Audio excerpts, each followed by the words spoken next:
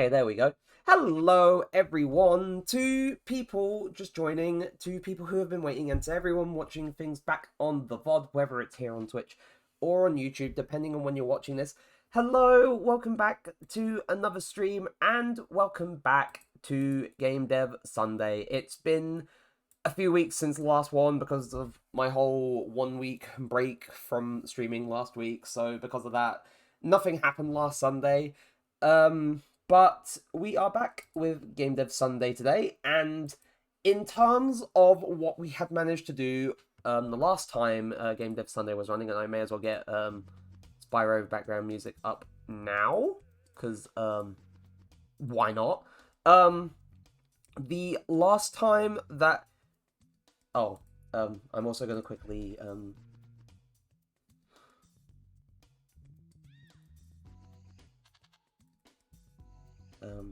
yeah, kill muted audio. There was a...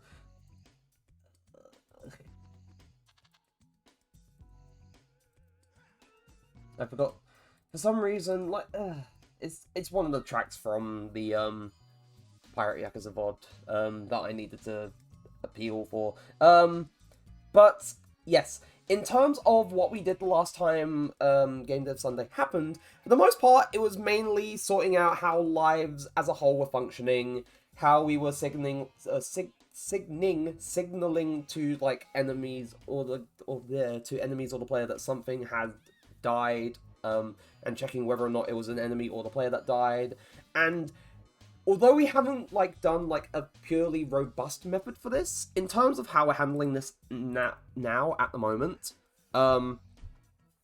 so if we go into the attribute set, right? So into the attribute set. So we have a multicast delegate. I think it's a dynamic multicast delegate that we have called Health Zero Signature, and whenever an object that has this attribute set bound to them has their health reach 0, we broadcast essentially to all of them in a way simultaneously, because that's how multicast delegates work. However, in doing so, we pass in the class itself, so whatever instance of the attribute set this is, then we just pass it through like so. And then if, for example, we go into the player state, because for the player state, not only does it have their ability,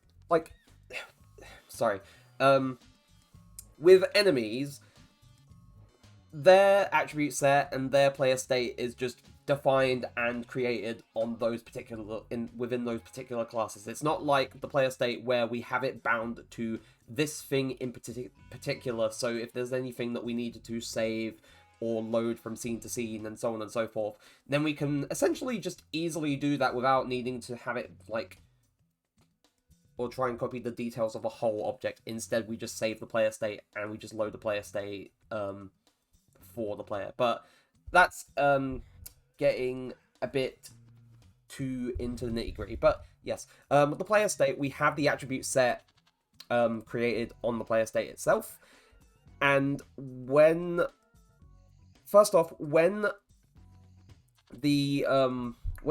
begin play is called, when the game starts, when begin play is called, we get the attribute set, and we get the attribute set that belongs to this player state, because at the moment in the player state it's simply just an attribute set. It's not specifically a TP attribute set.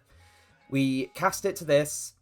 If this validates as true, then we take the delegate and then we add this class's handle health 0 as a or we essentially subscribe it to this delegate. So when this delegate is broadcast, then this method in particular is called. So at the very least, this is what happens in the player's example.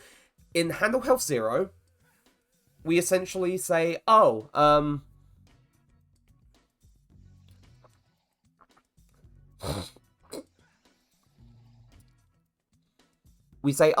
health is now 0, but first we check, to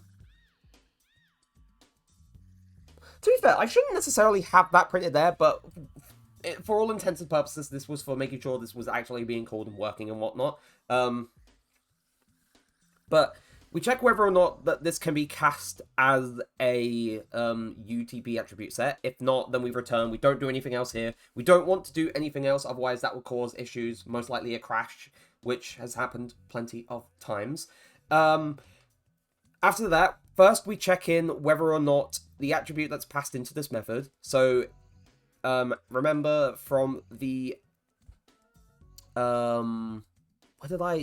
remember from when we broadcast from the delegate itself, we pass in this class as, or this instance of this class as the parameter here. That is passed in through here. First, we check whether or not this thing in particular is the exact same as the attribute set belonging to the player state. And also, we check whether or not the players, or the specific TP attribute set is the one that's health is less than or equal to 0. And while I could just say, well, is equal to 0, this is in the case where... Sorry. This is in the case where there is the very, very slim chance of it being recorded as having health less than 0, which is highly unlikely with how things have been programmed, but this is just accounting for that particular possibility, just in case.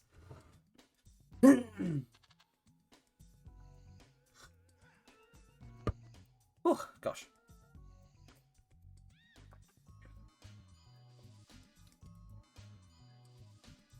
But, yes, after that happens, lives count is reduced, and then for the time being, we have it so that this is broadcast to the, to the UI, to the, or on liveschange.broadcast, and specifically speaking, this is, well,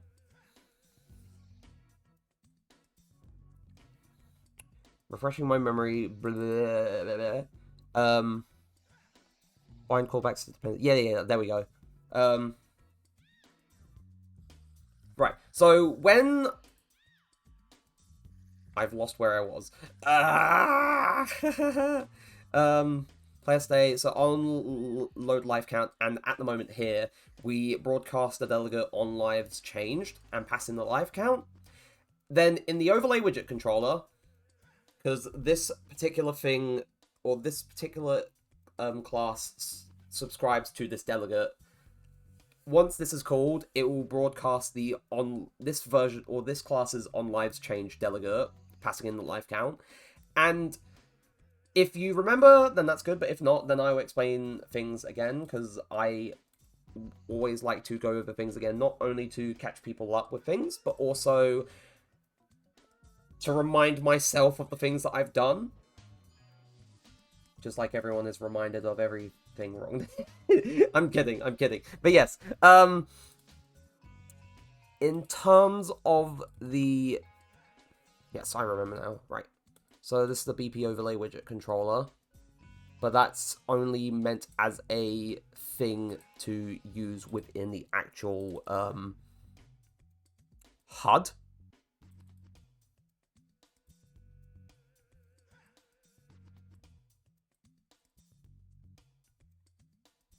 And the HUD essentially just kind of exists.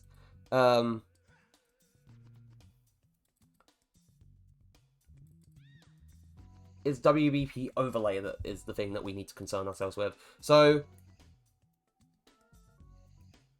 if you remember, when the game starts, the HUD overlay is initialized, and then once that happens, we assign it an overlay widget controller.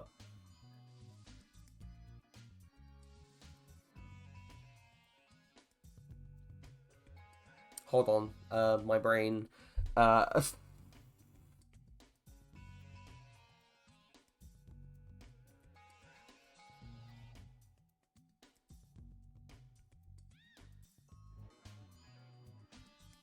so event widget controller set. So This, of course, happens within widget base. This is just TP HUD from my memory.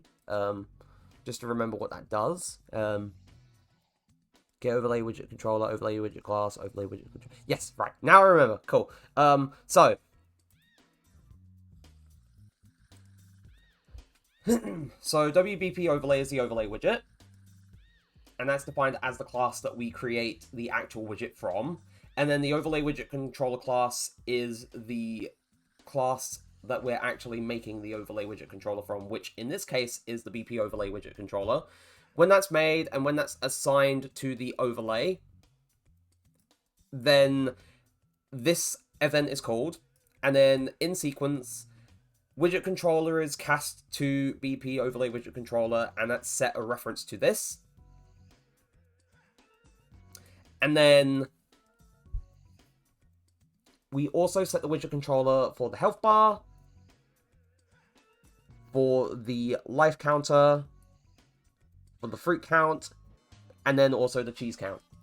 So in the case of the life counter,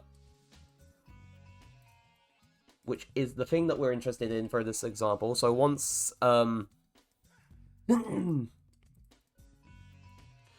widget controller is set, of course we set a reference, and then we bind to onLivesChanged.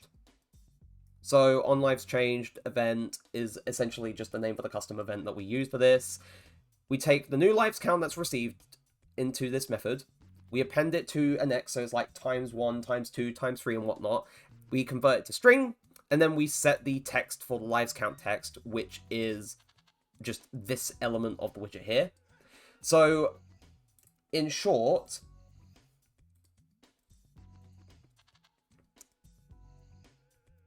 when this is broadcast, it broadcasts to the overlay widget controller, and then with that overlay widget controller in particular, when the game starts, when this widget has like its widget controller set, which will always be the overlay widget controller BP, we bind this event to this delegate. So when that... Oh, wait, whoops. I didn't switch screens. Sorry about that. When that widget, or when that delegate is broadcast, it will call this, and then it will pass this information to this text. Now, at the moment, and I may try and work on this little change during, like, today, because, you know, maybe that's one of the things I want to sort out as, like, a small little quality of life thing. At the moment, we simply just, like, when, like, lives are reduced and so on and so forth, it immediately just broadcasts this. But in most other games, you wouldn't really have this. You would reload the scene first, and then once the scene reloads, you would then display, like, the updated, oh, this is how many lives the player has, and it would be reduced by 1, and so on. As far as I'm aware, that is what happens in other games. And I do want to reflect that within this project as well, because I feel like, hey, this would make the most sense, and wouldn't look awkward just, like, before even the screen fades to black, that the lives are reduced to, like, reduced by 1. So, I do want to sort that out. Now, at the moment, I may put a pin in that for now and come back to it, because there is another thing that I have alluded to previously.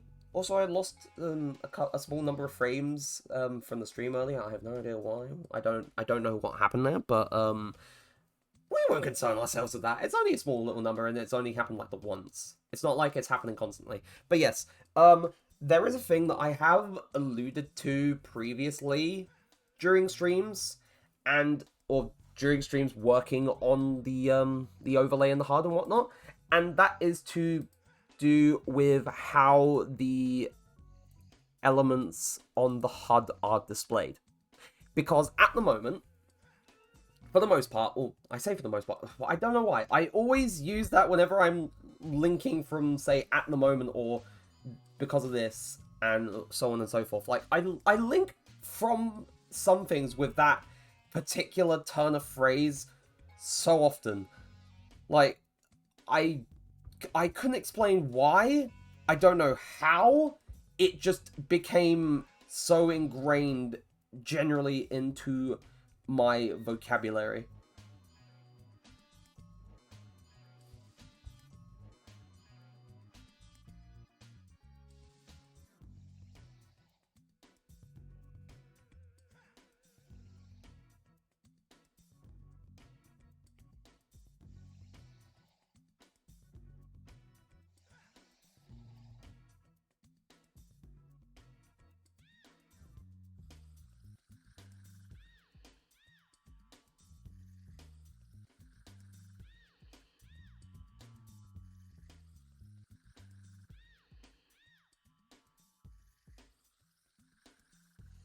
But yes, at the moment, so tangent aside about things becoming ingrained in my vocabulary, the thing that I'm sort of referring to is that at the moment, at all times during gameplay, all parts of this overlay are on the screen. And while that could work for some other games where, hey, having most, if not all, the information displayed is kind of crucial, say for first-person shooters and the like, it isn't really necessary to have like live counters and health and everything under the sun constantly displayed. And I've already sort of gone into, for example, using, say, Banjo-Kazooie and Spyro as examples of how to handle some of this information displayed or being displayed. And if you do not remember that, or you weren't around for that, I am going to go into that. I'm going to elaborate again, because it is always good to do a little bit of a refresher on what I'm attempting to do. I feel like it would be also good, like, if I'm going to attempt to do this today, I'm going to outline what the whole plan is, including steps that would need to be taken to do this, because, hey, it's not wise to say, hey, I'm going to do this, and not have, like, a proper sort of, like, step-by-step or overview of how you're going to do things, if that makes sense. So I'm going to outline what it is I'm wanting to achieve with this, and how it is, or how exactly I'm going to do so. Right. So, main focus I want to point to is how the information is displayed, or how the information will, like, appear and reappear. So, there's two approaches. There's either, like, when a thing happens, like, so say this is, like, the lives, this is, like, health, this is, like the collectible information, so on. So, display all when something happens.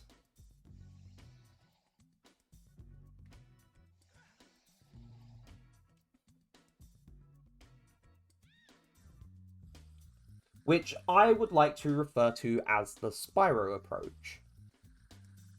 And the reason why I refer to it as such is because this is how the display of information is handled within, like, the original Spyro trilogy. Whenever, say, a life was lost, or Spyro collected a gem, or in the case of Spyro 3, whenever an egg was found, most, if not all, the information, like, the player would need, such as their total gem count and their total egg count, was essentially brought forward onto the screen. It would always, everything would always be brought down.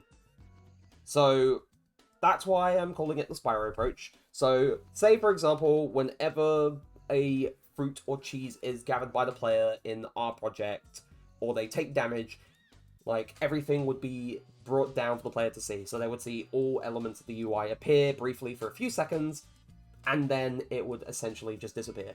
Now, that would be a very kind of simple process, and the way I would envision this happening is, hold on.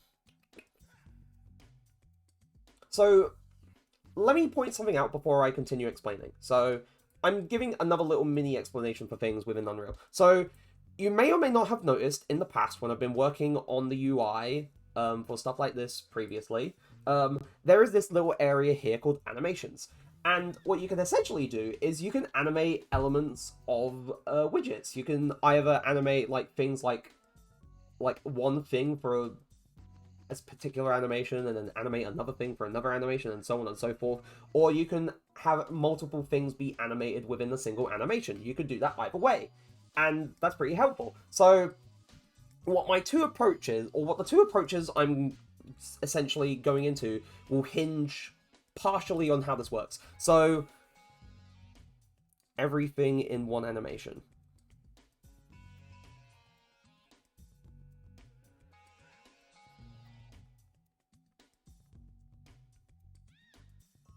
So what I essentially mean is that within a single widget animation, we have every part of the HUD, like every single part of the HUD appears, it comes down from the top of the screen, stays there for a few seconds, and then disappears. It sort of like pops back up, or it fades in, fades out, who knows, depends on how we want to approach this. But that is the Spyro approach. It would essentially condense like the whole management of like how many animations it all needs, but at the same time it would probably be a bit tedious, or it might be a bit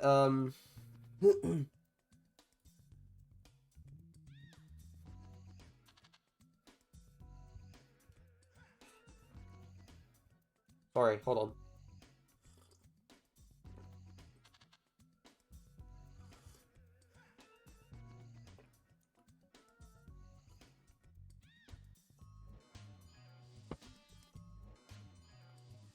There we go. Right. So yes. It may be a bit, like, annoying, like, whenever the player does a singular thing that, everything's appearing again,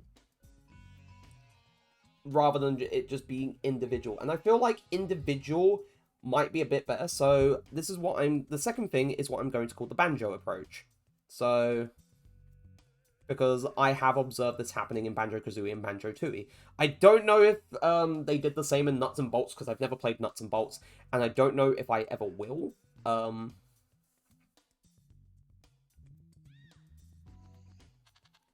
So, say for example, only the life counter has appeared because the player lost a life. So, display specific thing when specific event happens.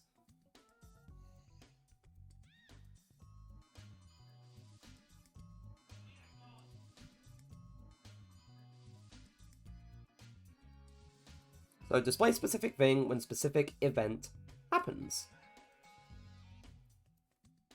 So, as I said, for example, the player loses a life, and the player losing a life wouldn't exactly be a good example, because when the player loses a life and the scene reloads, then everything would be displayed on the screen. So this is not a good example.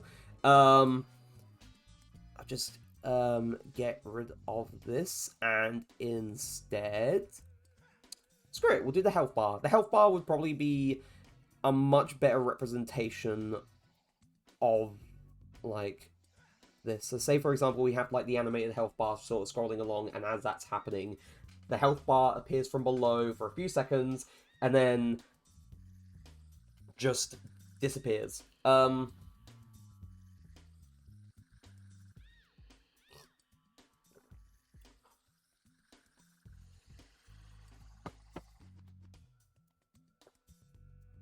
So, separate animations for each widget.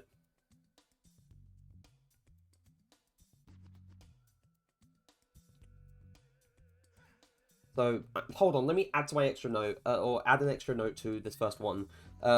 Would be frustrating.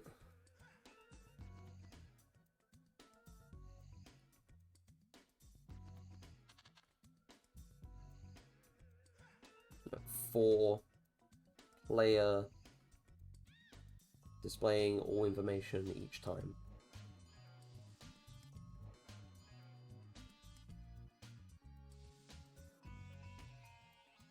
each time something happens.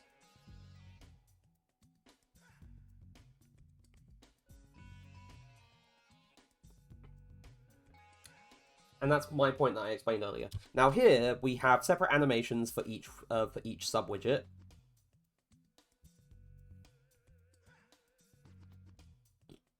Which means we have a little bit more to manage in terms of creating animations, playing animations, and so on.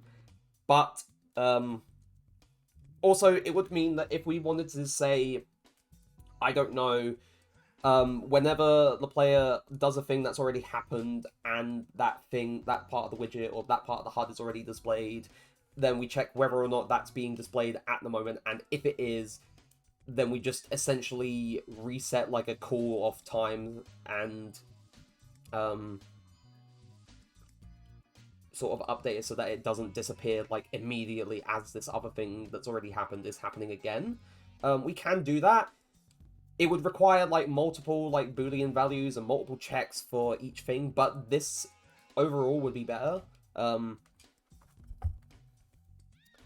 Would require more management. Would require some more management. That's why that sounds a bit better. So would require some more management in some ways, yes. However, it isn't too tedious, it isn't too like complicated, though on a real, I haven't properly like animated or done the animations within widgets for a long time. So I would have to get used to how this functions again. Though it shouldn't take too long.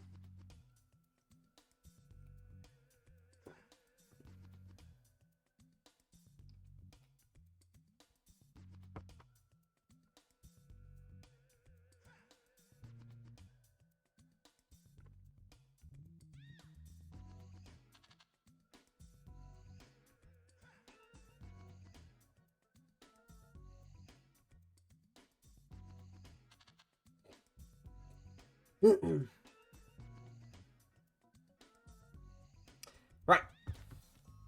Okay, but will require some more management. However, as I was just saying, it really wouldn't be like too overly complex. It's just, you know, doing extra small little bits. How I phrased it originally made it sound like, oh, it's going to be some Herculean task. It's going to be an absolute nightmare. Terrible stuff. But really, it's not all that bad. It's just like a few little extra steps are needed. But so on that note, I am probably going to do it as separate animations, go for the banjo approach. Although it would be nice to emulate like the Spyro series. I can't exactly draw from those games in their entirety, especially considering the fact that in this case, I feel like it would be a lot better if I had the individual ones and only displayed like relevant information. Like, rather than displaying absolutely everything when you know, each individual event happens. So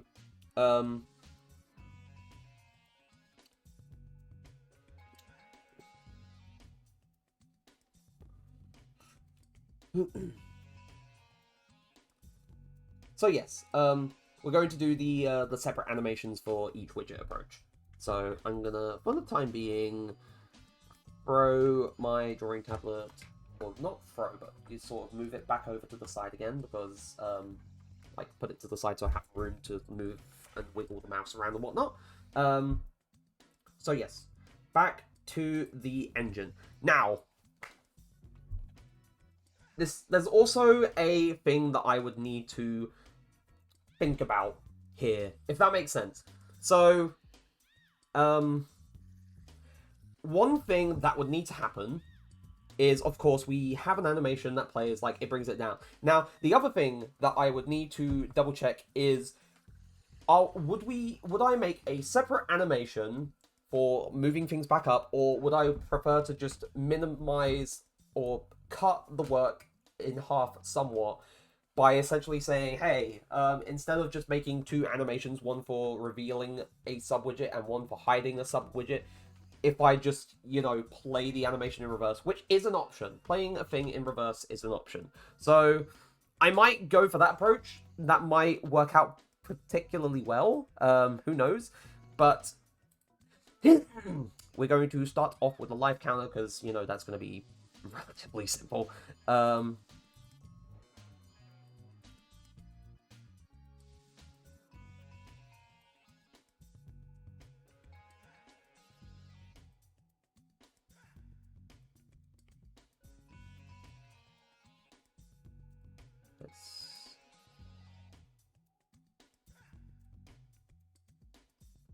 Right, because that's all right. So offset top, left, right, and bottom is just the progress bars or the health bars coordinates. Right. Okay.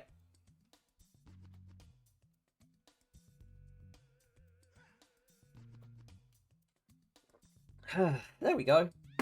Perfect. Now, as I said, life buff or life counter first. So, I'm gonna make an animation. So, reveal life bar, and now, so selected reveal life bar. Now, when we have an animation, we can add an animation track. So we just add animation track, and we can add it specific. If we have a specific widget selected,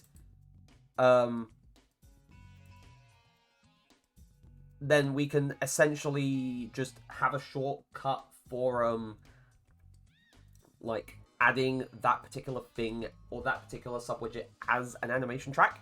So in this case, for reveal life bar, we want, or reveal life bar, why did I name it reveal life bar? It's supposed to be reveal life counter. Sorry about that. But yes. So for reveal life counter, if we have the life counter selected, we can add that particular sub-widget as an animation track. And now we can add just basically a different track based on a thing that we want to do. We can do it for the color and opacity. We can do it for the padding, which is adjusting some of the whole like padding and positioning of this sub-widget. We can, based on the animation, enable it, disable it, toggle its visibility, pivot. The main thing that we want to focus on is the transform, because that's to do with all the coordinates and such. So we will add its transform as an animation track. And translation is essentially its position where it is. So if I was to drag to the left to bring it into the negative, then that would move it to the left. If I was to bring it into the positive, it would bring it to the right, and so on and so forth.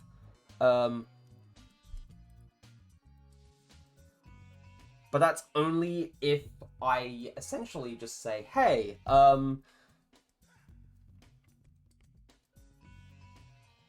this is essentially its starting position, and that's all based on its starting position. What I want is I want to adjust where its starting position is.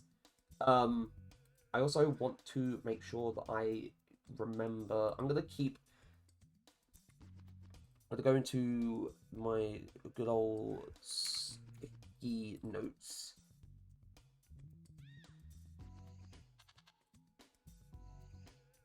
Right.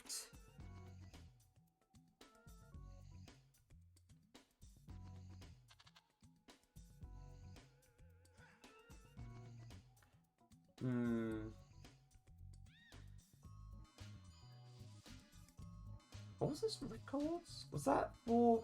Oh wait, all right. I'm looking through stuff. I remember now. Some of it was for modern Minecraft back in January and whatnot. Oh,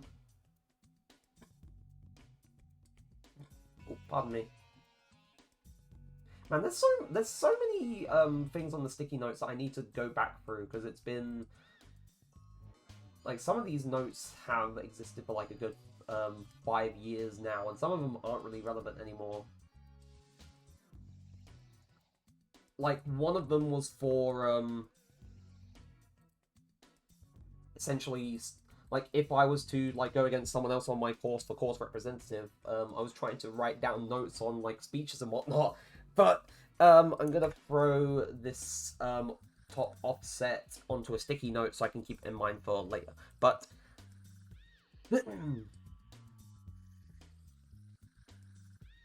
if I bring this Y position, so instead of 100, maybe like a healthy minus 200. Oh, that was minus 200. That was positive 200. So minus 200. Whoopsie. Anyway, this is where we want it to start. Rather than be like here, we want it to be up here.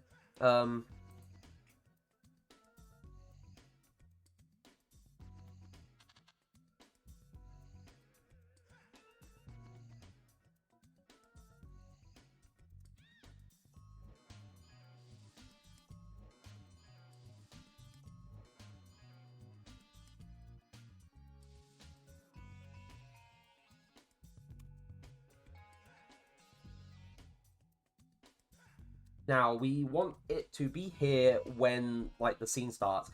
And whenever we need it to play, I'm going to say maybe do a second for the time being, and then bring it back down to, I believe it was 200. Or it was 100? Yeah, it was 100. It was position 100. Right. Oh, wait, no, I was not supposed to adjust it that way. Whoopsie. So here in the animation, for WBB like counter, I want to adjust this. So at the moment it's at minus 200, so I want to add 200. Okay, never mind.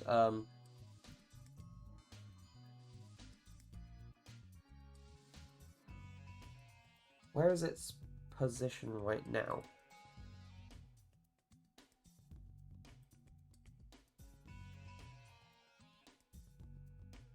Oh wait, no, it needs to be 300, not 200. Whoops. There we go. Perfect. Right, so if we were to play the animation,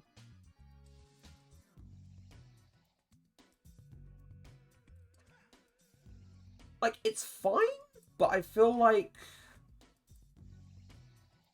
maybe a bit shorter of an animation might make it feel a lot less slow.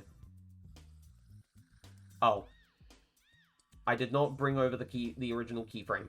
Whoops. So that essentially leaves the animation as, like, unfinished. Right, there we go.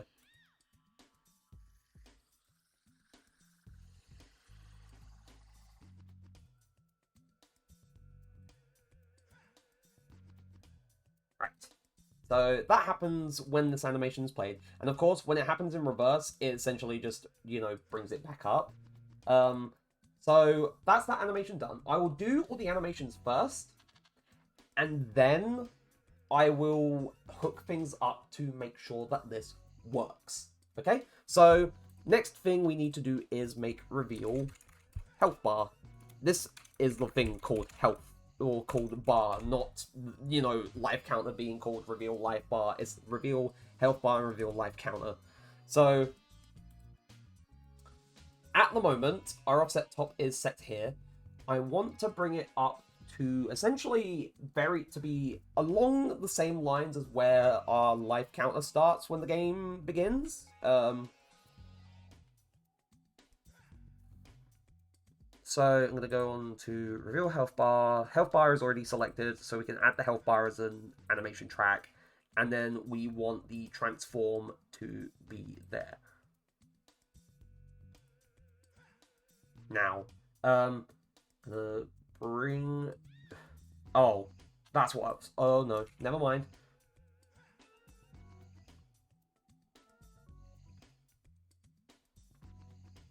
Hmm.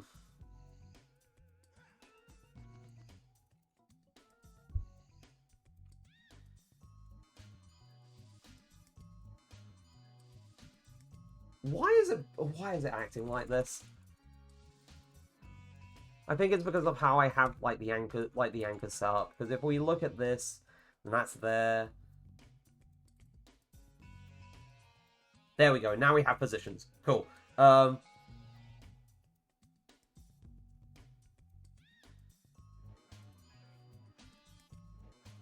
There we go, minus 200.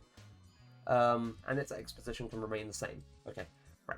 So, much like before, and I think I will do like the same like degree of like 0.75 for translation. So if we do translation, and then we need to add 300. There we go. Right. So essentially, same thing happens here.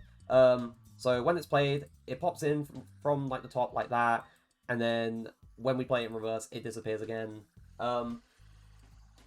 I'll probably, like, when I actually have these all set up and hooked up and ready, I will probably look at how these feel in terms of how quickly they appear and how quickly they disappear.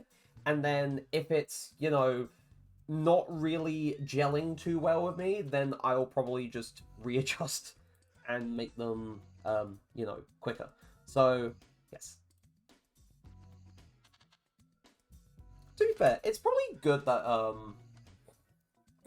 that this is a fairly simple like widget animation, because it gets me used to the whole thing again.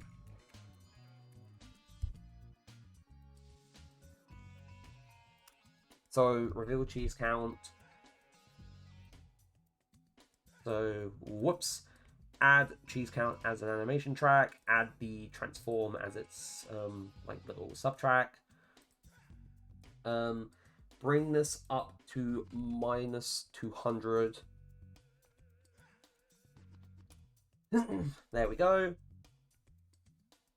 And then in the animation itself, at 0.75 seconds, translation, add 300, and there we go. And that essentially, again, works the same way. It brings it down, and in reverse, it pops it back up. And now the last thing we need to do is reveal fruit count. And we highlight that, highlight this, we add this as the track, add the transform, and then we have translation. And again, same as always, bring this up to minus 200 first. And then for translation at 0.75, we bring it down by 300. Sorry, chat. And then la-di-da-di-da. This is essentially all the animations done, or all the review animations. If playing them in reverse doesn't really help in any way, then I can always make just separate animations, and or duplicate these animations, rename them, and essentially just invert the translation values for the keyframes, so it will essentially do it in reverse. But yes, that is essentially done for the animation side of things. Now the thing that we need to sort out is how the hell we're going to make sure that this is hooked up, because as you may remember,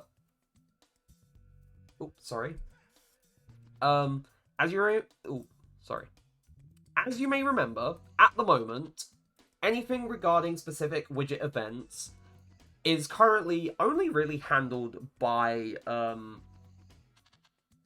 the specific subwidgets. Now, we do have a reference to the overlay widget controller, so technically we can also do the same here. We can also bind whatever happens with the animations to like specific events here. So just to check if it doesn't like appear on.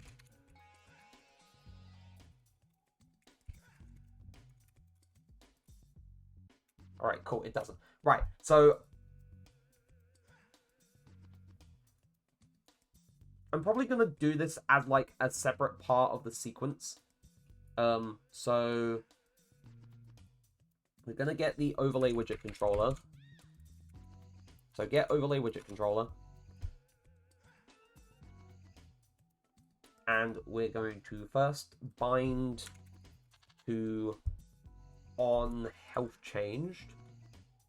Hold on, let me just double check.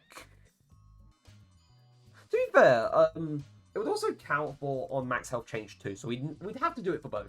So on health, and I'm gonna have to do whatever happens for these, like within those events, as their own functions, rather than like have it all sort of like sprawled out in the event graph and making it horribly messy. So we'll essentially bind the events, but then for those events, each of those events will trigger a function that is defined within this event graph, within this blueprint. So first, bind event to, I'll say, on lives changed first, because that would, if we're doing it from left to right, on lives changes first. So we'll make an event call, so custom event on lives changed event, and because like this one just exists here and is, you know, not accessible to absolutely everything, and this one exists here and is not accessible to absolutely everything for the most part, then hold on, actually,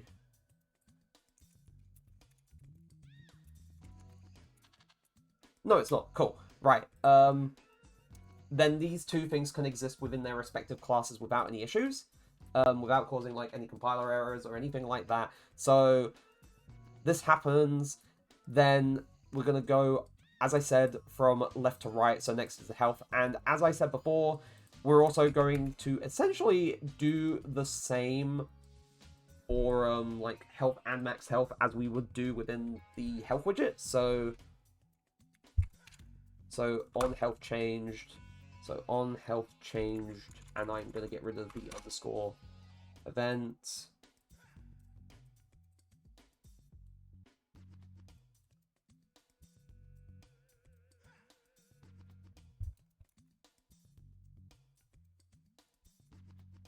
Copy and paste. On max bind event to on max health change. The kind of way it didn't do that, I have no idea why it didn't.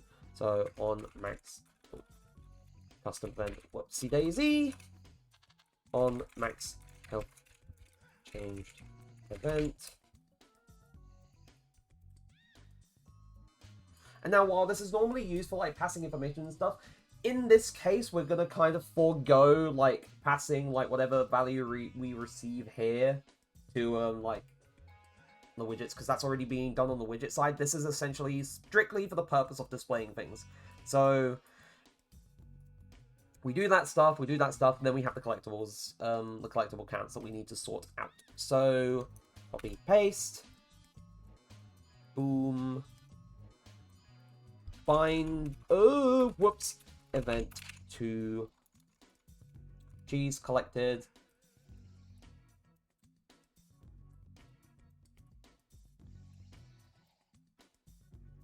Custom event, so on cheese collected event, and then finally we make the thing for the fruit collected. Find event to on fruit collected.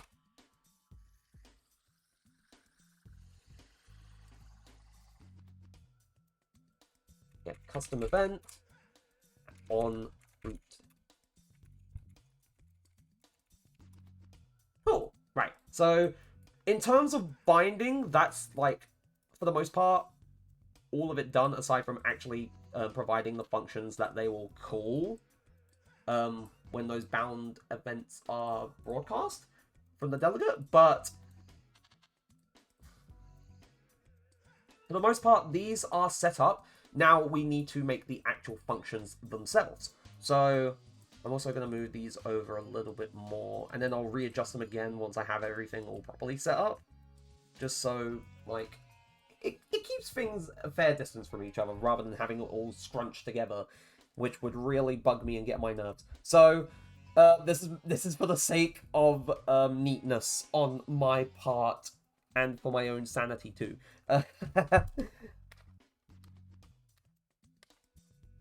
Also, just a...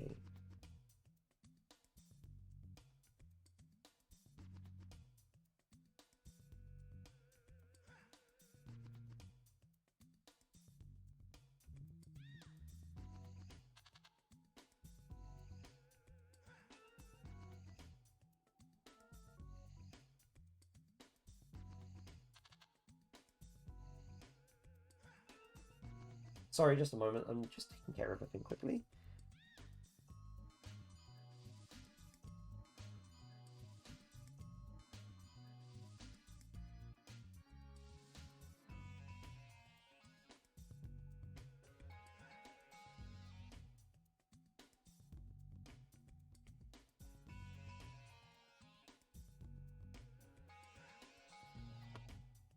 Okay, so as I said, functions come next. So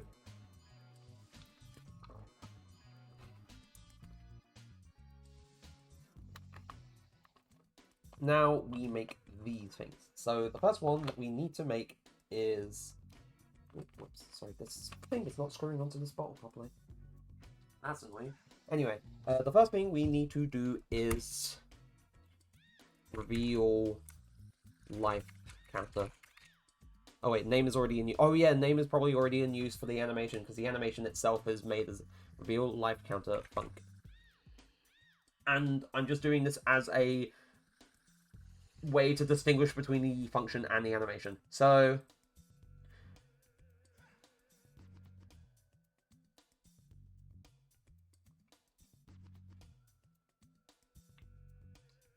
before anything as well, oh wait, I did not mean to go that, I meant to go back into the event graph. Before anything as well, I'm going to make a variable, and this is going to be a float. Yeah, animations are themselves classed as their own variables within a widget, or within a widget blueprint. So I'm going to call this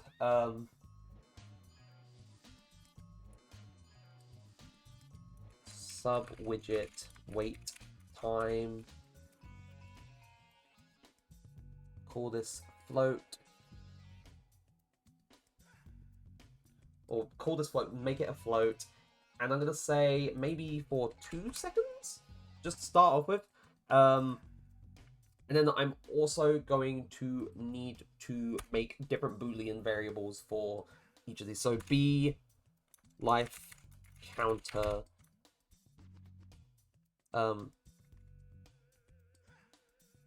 revealed.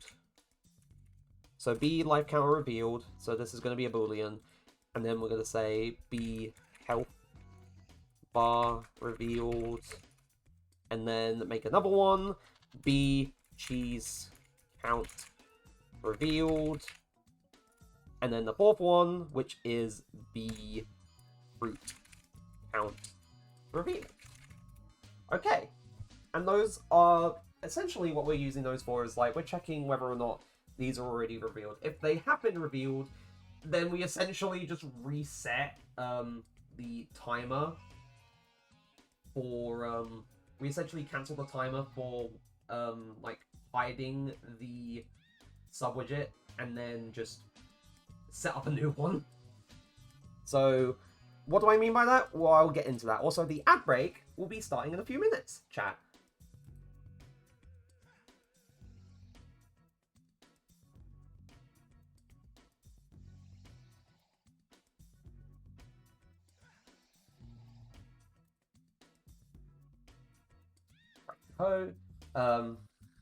So yes, back to the function. The first things first.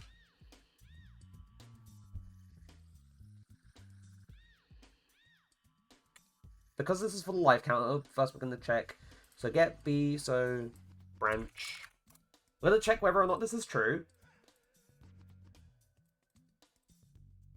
Actually, it would make more sense if I'm checking if this has not been revealed. So I'm going to throw this into a not Boolean, which essentially checks for the inverse. So we're checking whether or not this is false. If this is not false, if this is false, then we play the animation, set it to true, and then set the timer. And if not, then we do the other thing and reset the timer. So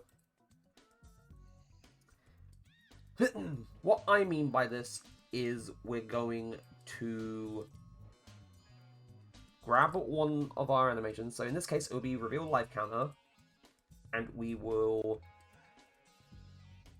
play animation.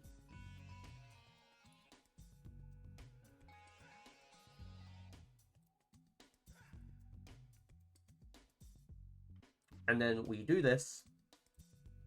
Oh, whoops. Move those forward just to clean up a little bit. So we play the animation. Then we set. So get the life counter revealed.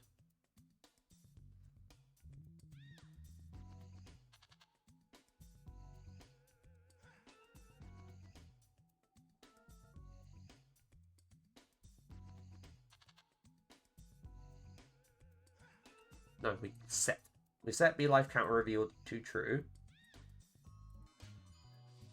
And then I'm going to do the whole thing of setting timer by event at the end. So set timer by event. So I'm going to get this here. We're going to get sub-widget wait time, pass it in for time. So we don't want this to loop at all. We don't want it to do like literally anything else.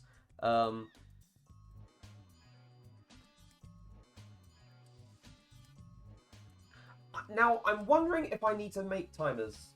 But yes, ad break is happening, so going to take a small ad break and we'll be back in a few moments. So hang on tight until then.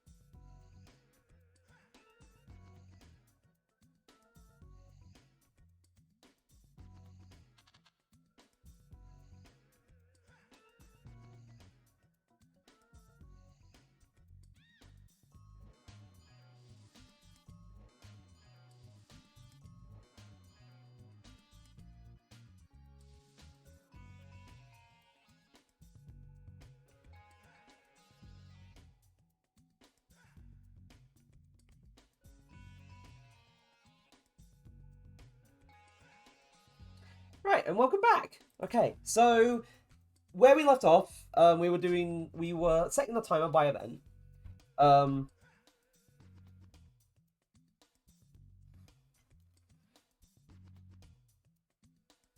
So what we need to do, we need to define an event. So create event.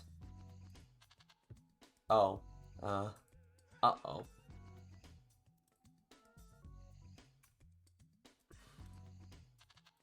Set timer by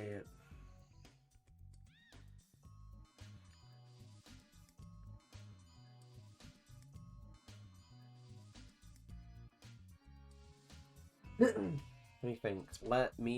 Let me think. Right. Because I forget some elements of this are different compared to how you would handle it in C++. So set timer. We can set timer by function name as well, but I don't want to create.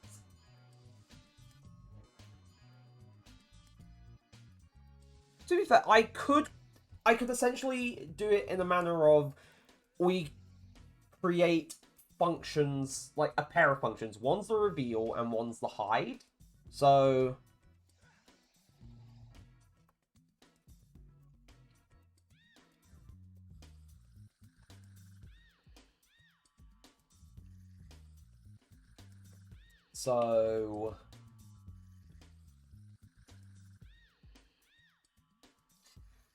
right.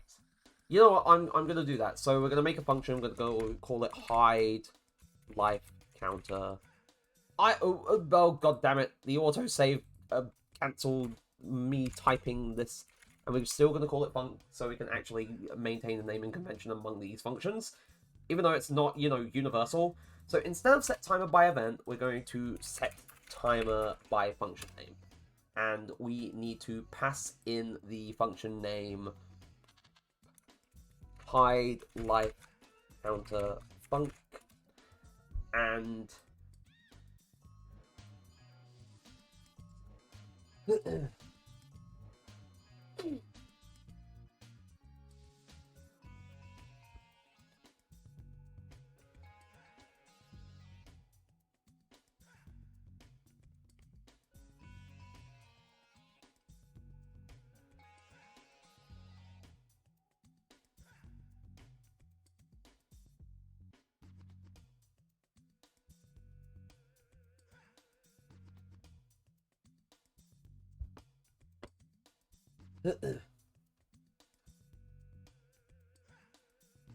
ouch.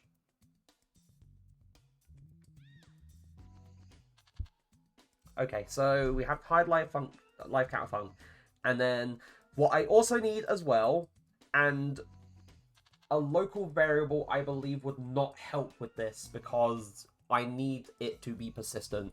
What I need is life counter hide timer handle. So life counter hide timer handle. This needs to be a timer handle structure. So timer handle. Yep, there we go. Right. And the reason why I'm doing this is so if and when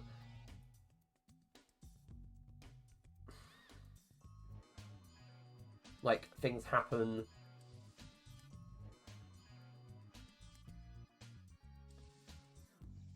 we can essentially assign it. So when this timer is set by the function name, we can pass this into life counter hide timer handle. So this is set, and then when we check whether or not it has already, or when it validates that this is true, which in this case would essentially thingy as false, we can, I believe we can take this and clear and invalidate timer by handle. Yes. And all we need to do is pass in the handle to clear that timer. And then once we do that, we can essentially just call this part again. So this is essentially our reveal life counter function. So first we check whether or not this is false. If this is false, we play the reveal life counter animation. We set life counter reveal to true.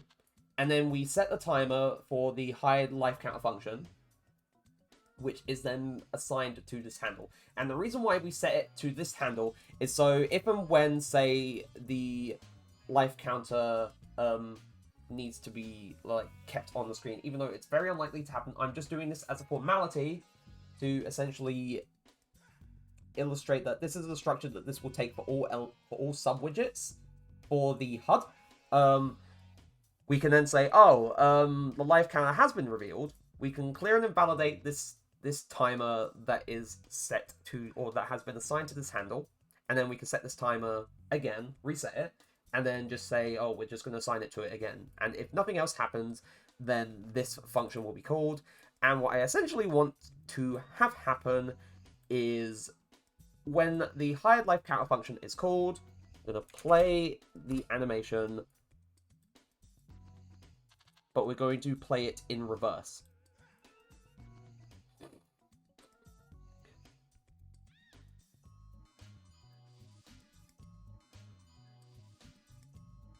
Wait, hold on, play.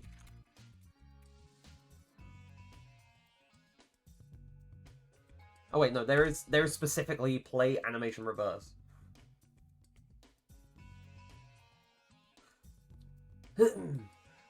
So play animation reverse, and then we want to set life counter revealed to false again.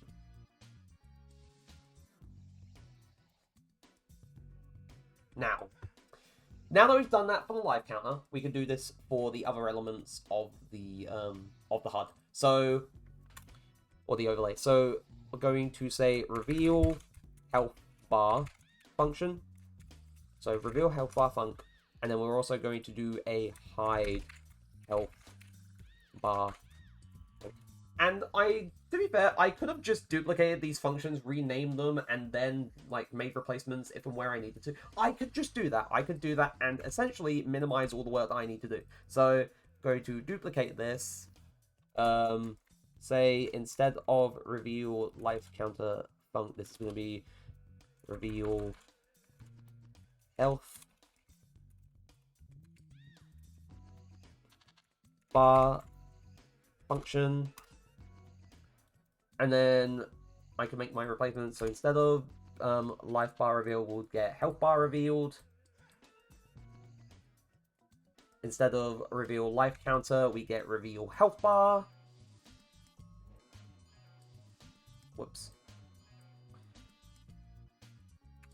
We get set health bar revealed to true.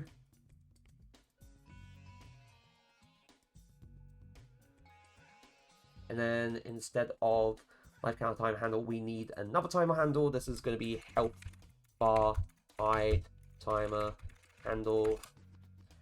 And instead of this, we just get this. Plug that in there. Get rid of this. And get set. And then we plug these into here. And look how much time was saved just essentially duplicating everything, and instead of having to actually, you know, type out absolutely everything and structure it all the same, duplicating it just very much minimized like the amount of work that was needing to be done. So we're going to do the same for the hide functions. So hide health bar func. So we're going to take reveal health bar, plug that in, and then health bar revealed is going to be set to false. Right. And now once again we do it for the cheese and the fruit counters. So essentially same as before, duplicate, reveal cheese count func, and I may as well duplicate this one while I'm at it.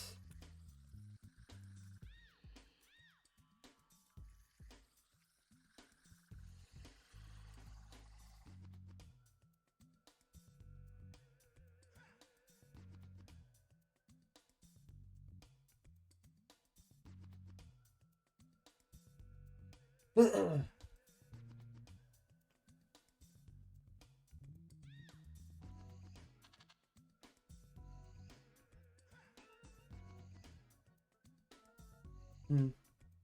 on a moment.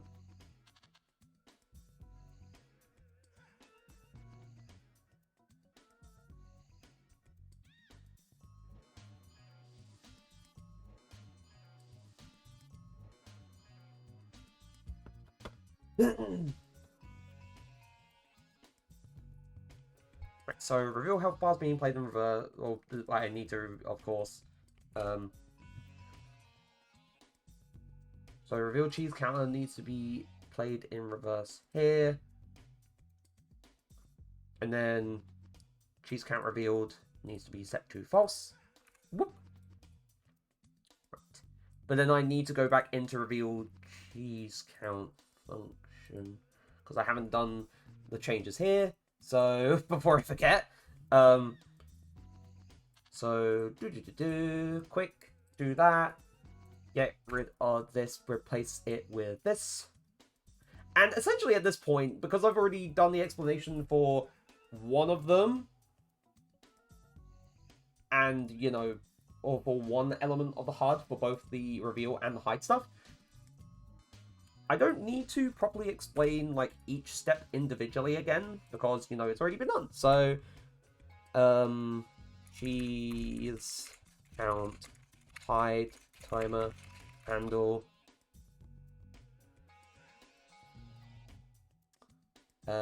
get,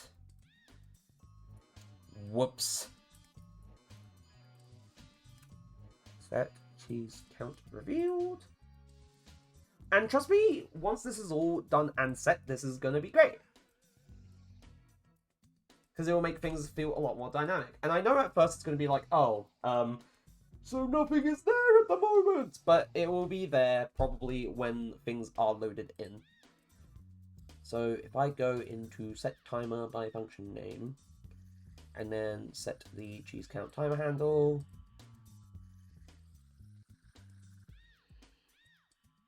oh, wait, I just realized. Hide, reveal life channel, hide, Did I actually? I did not. So hide.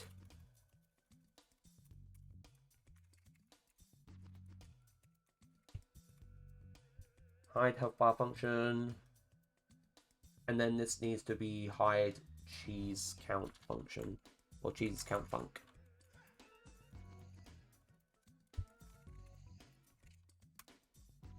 Right, so hide cheese count func. There we go. And now the last thing we need to do is to sort out the stuff for the fruit count. So ahead of time, I may as well preemptively make the fruit count hide, whoops, timer, handle, and then duplicate functions. So duplicate, reveal fruit count function, and we're going to get this done. So be fruit count revealed. And I'm going to be happy to test this out, like, make sure it actually works and whatnot.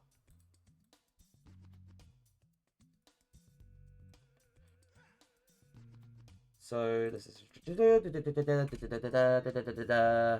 reveal fruit count, get the animation, and I've already made this preemptively, so I can immediately just plug it in.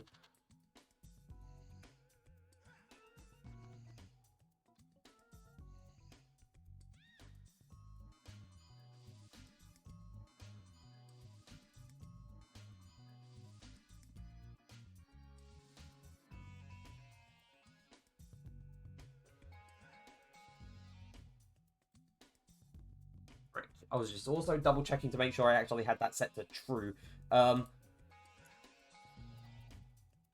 Hide fruit count func, and then set. There we go. And then last but certainly not least, ouch, that's my neck. We duplicate this. Hide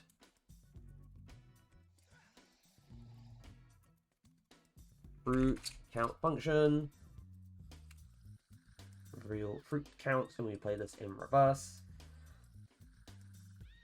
And then fruit count revealed is set to false. Right. Now, with all of those functions made and their corresponding, like, hiding functions made, now we just need to actually make sure that they're being called when this event is being bound to this delegate. So we're gonna say reveal life counter func. Whoops. Reveal health bar function, and the same goes for max health when max health is adjusted, because you know it's good to indicate to the player that when their max health changes, then you know that's also displayed perhaps. So reveal health bar function.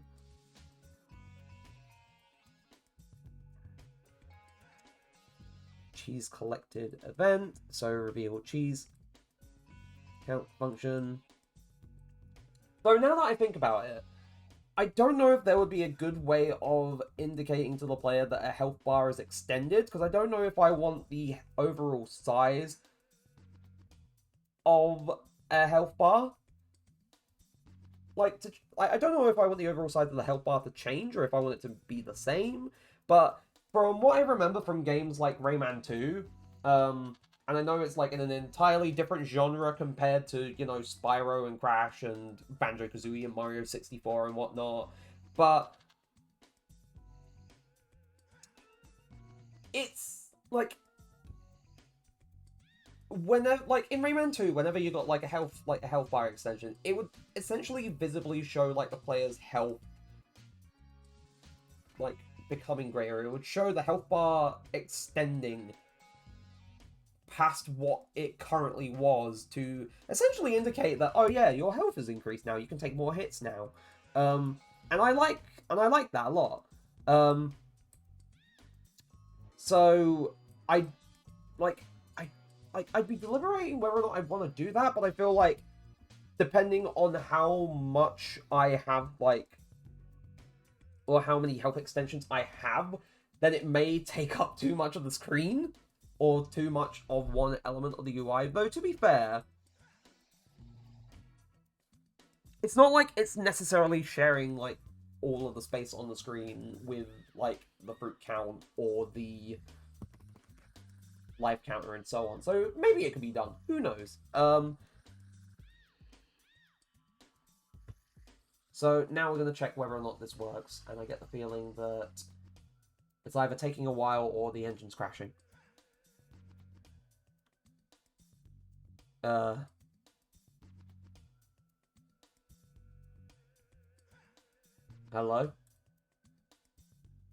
Hello? Unreal? God, it hasn't taken this long to run play mode. Oh, there we go. I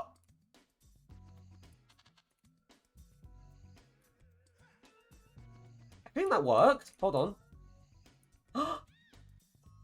Whoa!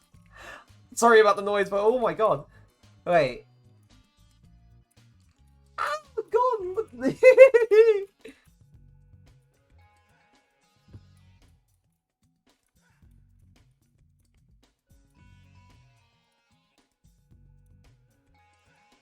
Now let's have the enemy hurt the player.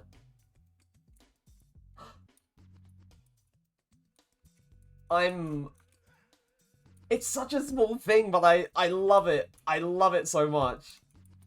Like, hold on. Let me just look at it again, just to make sure. Right, so on life... Okay, that's odd. I need to double check. So when on lives change, reveal life count function. Reveal life counter. Right, this should be playing.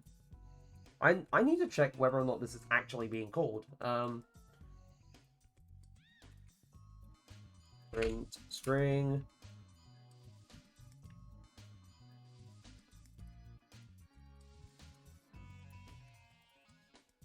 Because I'm finding it odd that it's not showing up.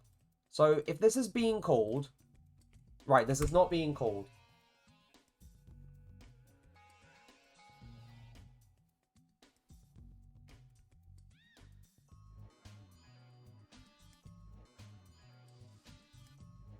which is weird. Like, in the overlay, there should be...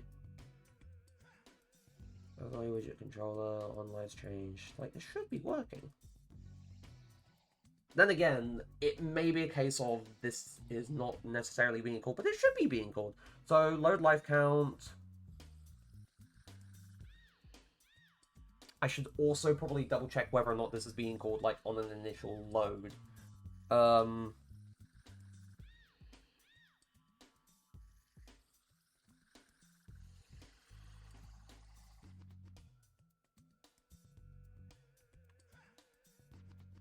Right, so for now I'm going to quickly close the... I'm going to make sure I save the overlay, though, just to make sure that this progress is saved. I know it's not on the screen right now, but do not worry. I am doing stuff in the background. But yeah, this is very odd. Like, I have not expected this to happen. I'm going to make sure that... life count... So UE underscore log temp warning text.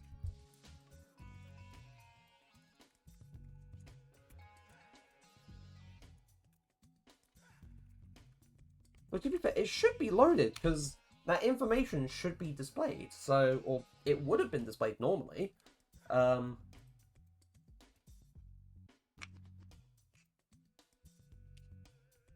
But we will check. We will use the like the output in the console to double check everything, make sure, be 100% certain or 110% certain. Because if you're merely 100% certain, then you can never be sure if there's like anything extra that you're missing. Just be 110% certain, and that will be way better. Trust me.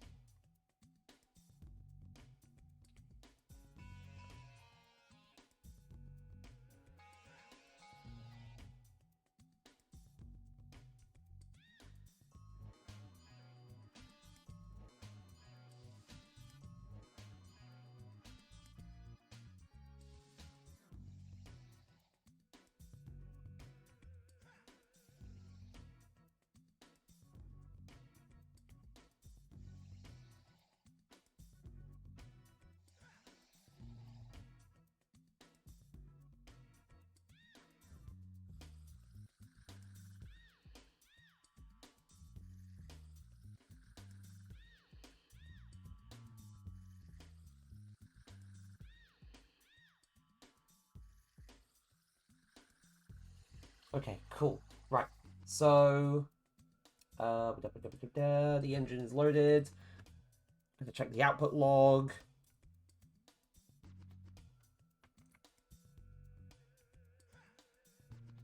Effect has been applied to entity. Right, so on an initial load...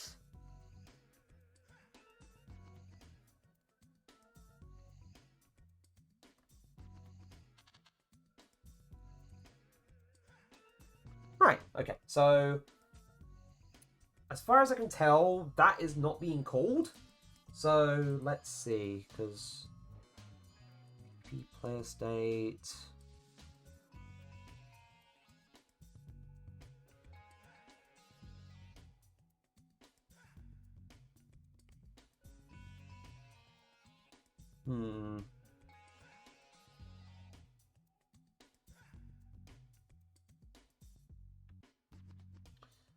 Right.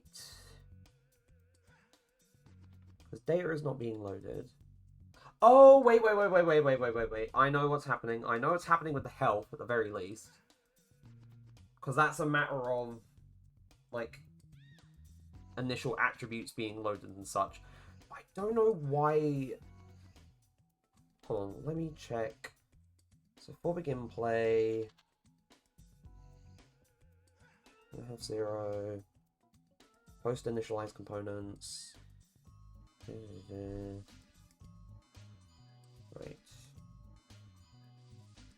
Inconclusive, mildly inconclusive. Right, so effect has been applied to entity. Effect has been applied to entity. Effect has been applied to entity.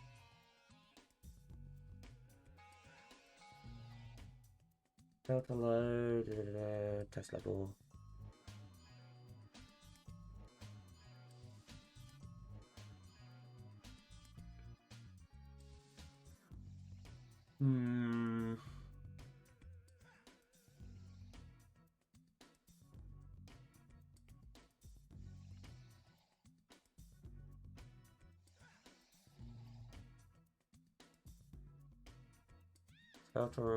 Okay, odd.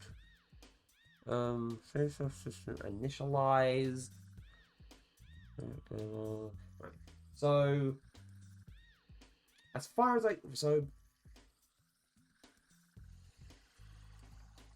so why is that being loaded? Or why is that being pushed down? Really? So TV player state.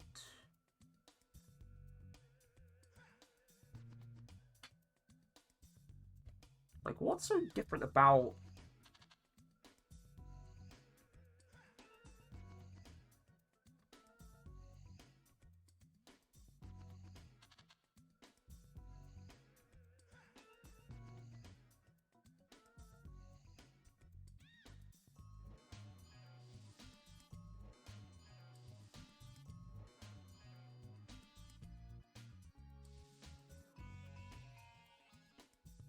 Because this is not being called.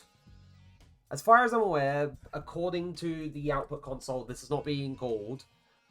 So what is going on?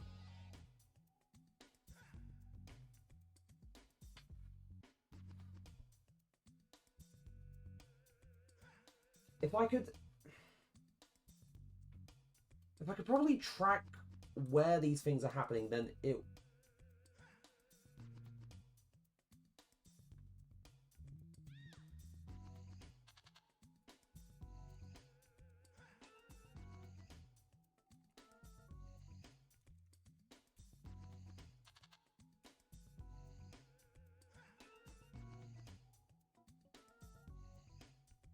So...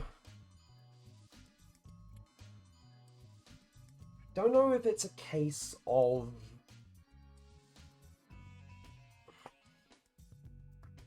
like, I'm just so...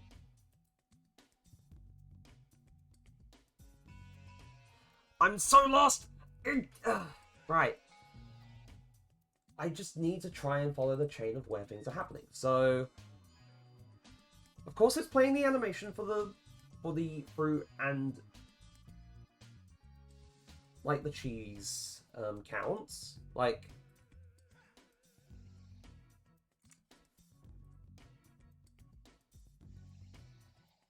so if I go in... oh, wait. Now I remember, because in...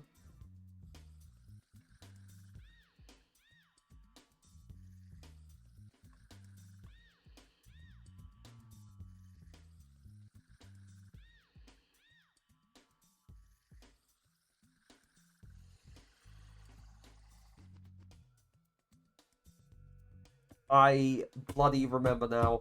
I 100% remember now. Okay, so I'm gonna hide this, hide this, hide this, hide this, hide this, and hide the attribute set. What we need is the overlay widget controller C++ file, because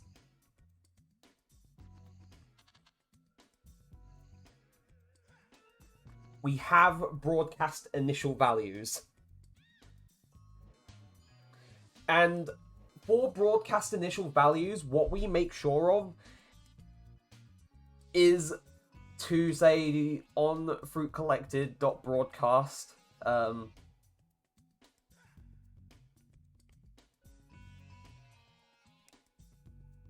the reason why we do this is because we need to make sure that, like, within, like, the widget itself, like, the whole, like, 20,000, like, values is essentially just, or was just for display while we were setting things up. Also, the music is stopping, so I think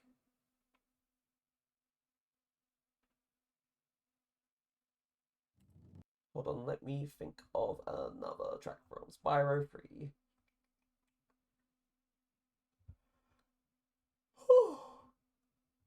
Oh gosh, sorry about that.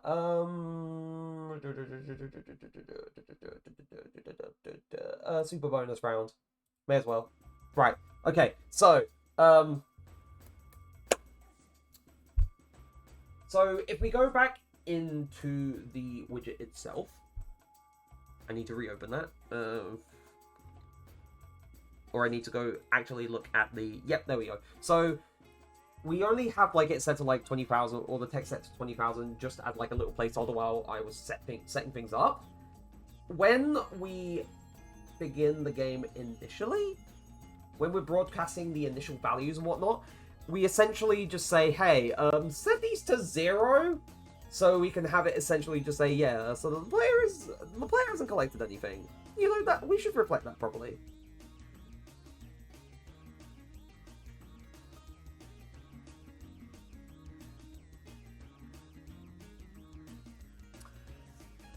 The thing that we don't do is that we don't broadcast, or say broadcast an initial value for the life counter, and because of that, that's not displayed. So what we need to do is we need to do so on live change.broadcast.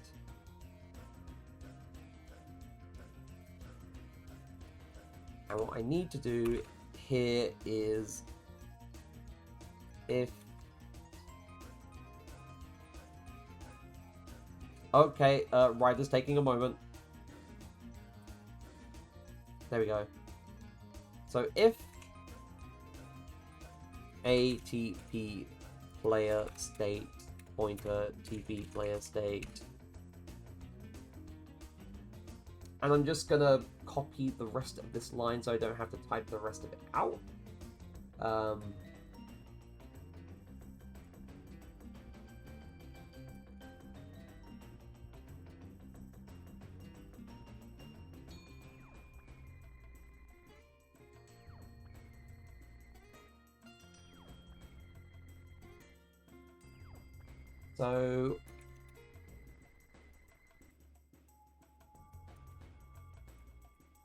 So we do that, and then we say, hey, oh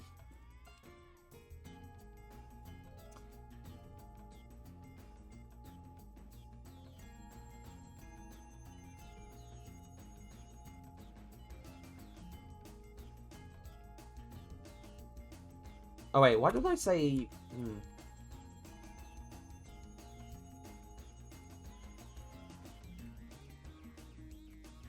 I should make a function called getLifeCount, a public getter.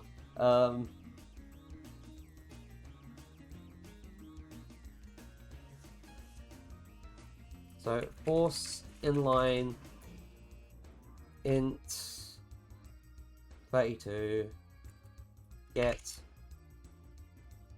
life count const, and then return life count, or lives count.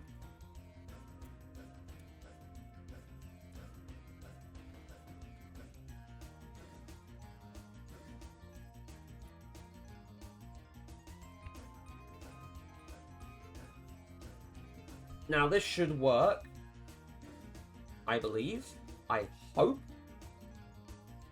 So I'm going to close the engine.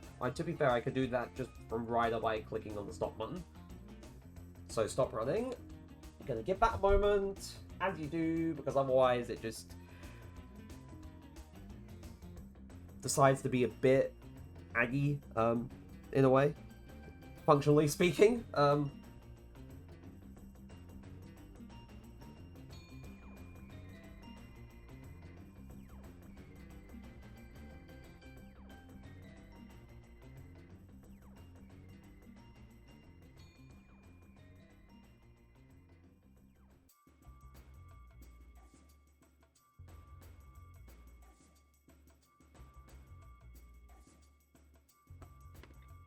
And now we compile once again.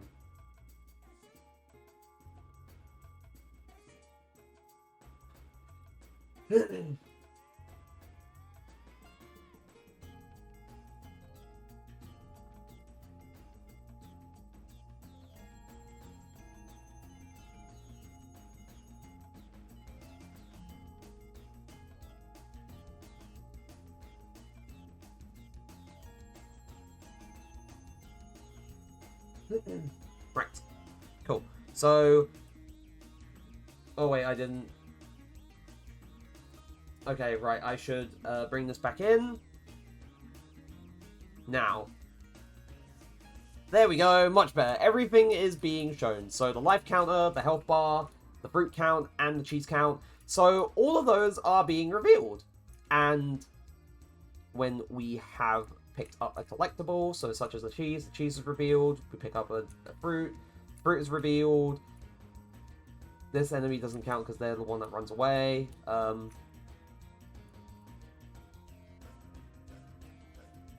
When we take damage, we lose our health. The health bar's revealed, which is great.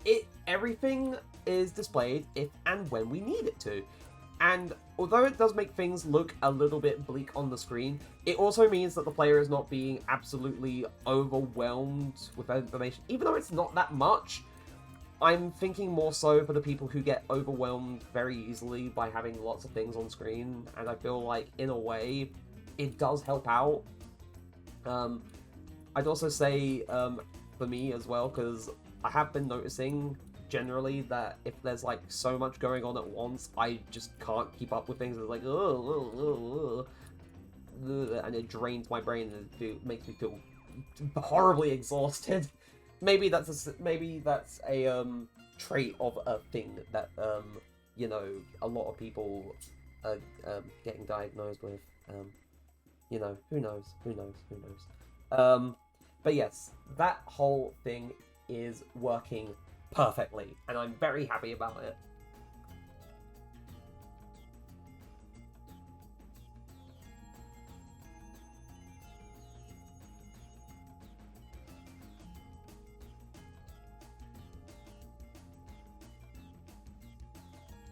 Now,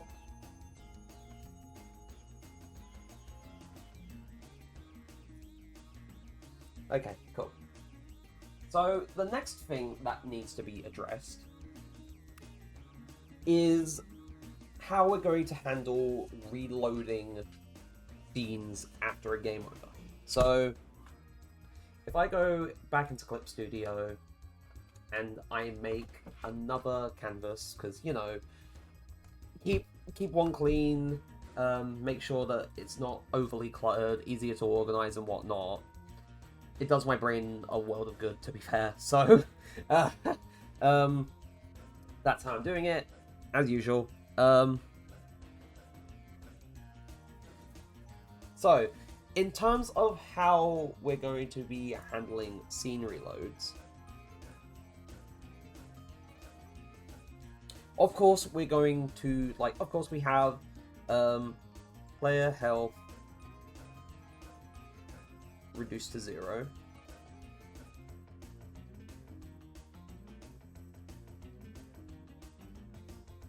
So player health reduced to 0.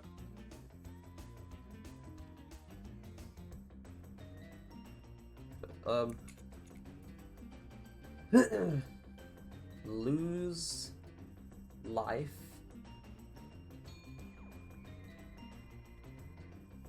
Why did I bring that up so hard? I thought I was going to... To be fair, in my head I thought I was going to write more than lose life, but apparently I did not, so, Why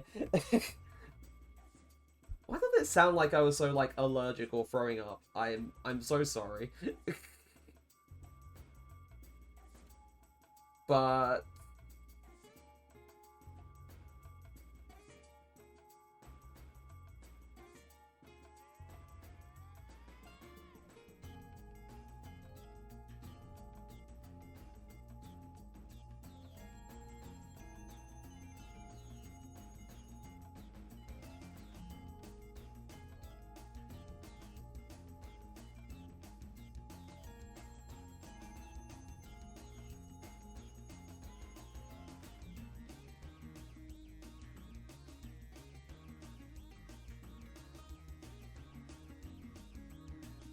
So, player health reduced to 0, lose life. Then the thing that we need to do is check if lives are 0. Oh wait, to be fair, hold on, I need to refresh my memory, so...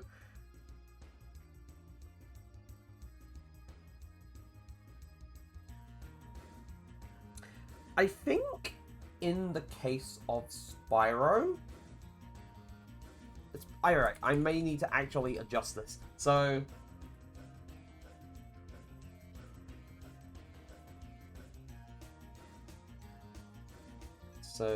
I need to get rid of the lasso. Whoopsie daisy. Check if lives are 0.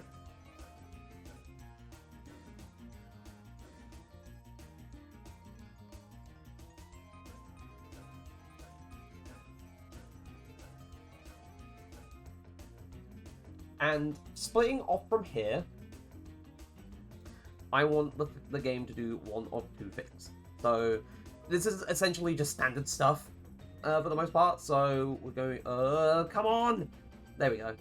So I'm going to have it split off from down here and over here. So we want it to do one of two things based on whether or not it's 0. To be fair, I may as well do this as a flowchart. I have not, like, considered like doing things as flowcharts for a long time. So you know what? Screw it. We're going to do flowcharts. And I know people may not necessarily understand, like, you know, how, like, what certain things mean within the flowchart. So I'm gonna put like a legend/key here. So key. So from my memory, this circle 1 is start/end. And they will be labeled as such. So start/end. And the reason why you would use flowcharts is, say you wanted to divide or define like game flow or things happening within like a function, and you wanted to essentially provide like, oh, this is just an overview within like an algorithm sort of sense, rather than like saying, oh, this is happening within a specific engine. It makes it so you can translate it to a or given programming language. Like, it makes it so you can translate it to that specific programming language or another programming language, rather than it being engineered specifically for a given like programming language. So this is a branch / or if statement. So diamonds are branches / if statements. This parallelogram is an input. And then a rectangle denotes just a process / function.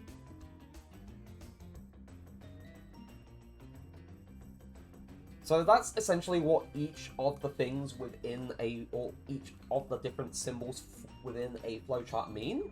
So, also bearing in mind, I have not drawn outlined logic for like an algorithm function type thing or game flow within a flowchart for a long time. I feel like this is a skill that I definitely need to keep up with, because it's probably very necessary, and I don't know why I haven't been keeping up with it. There's a lot that I haven't really been keeping up with as like a programmer, and it's kind of shameful actually, but a lot of it is just like reminding myself to do certain things in a certain way, or trying to practice certain things, if that makes sense. So yes, we're going to do this as a flowchart rather than me just doing it as I was before, because maybe doing this will be good practice. So I'm going to resize this so that the start bit is a bit bigger, because who knows, maybe I just fit this within this. So start here.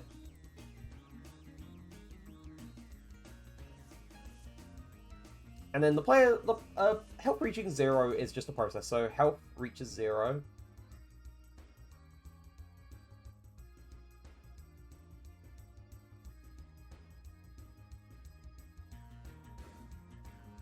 Though I do remember, like, indulging in, like... I say indulging. I do remember being, like, very keen on doing flowcharts back in, like, secondary school and also during college when, you know, they asked when teachers and tutors essentially said, hey, as part of this exercise or as part of this homework or as part of this test and whatnot, you need to create a flowchart for a specific algorithm. And There was one that my computer science teacher gave me that was like, oh, this is supposed to be like an advanced challenge. If you wanted to do this, then you can. And I said, yeah, I'll do it. And I did it. Way back when, like, when I was studying for my exams, I did it. I took it on because I was like, I'm eager to learn and to test myself and to push myself even further. And I did it. And I did very well with it. So, health reaches 0. And then we have a branch here. So we say, is lives 0?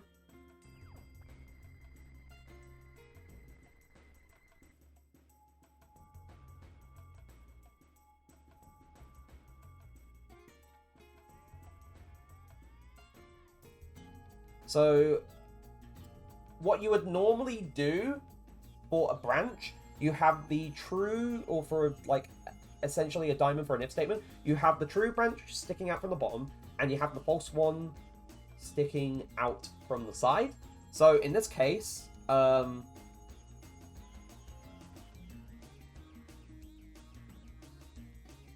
if lives are 0, true, then game over.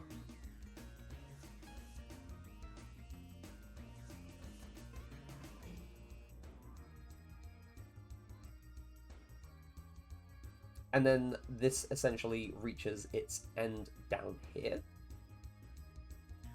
So it goes game over and then end. And then off to the side, we say false, so lives is not equal to 0 at the moment.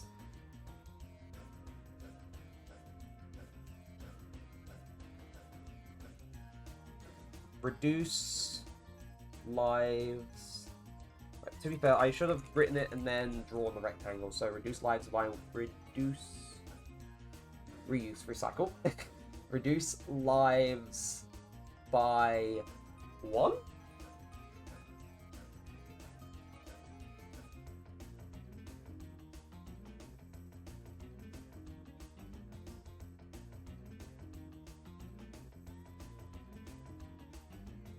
Also, I'm realizing, like, round about this time, 6 years ago, back in 2019, like, DLCs and stuff for Smash Ultimate were starting to come out properly. Like, it was roughly this time of year that Joker was first released in Smash Ultimate, and that's kind of crazy.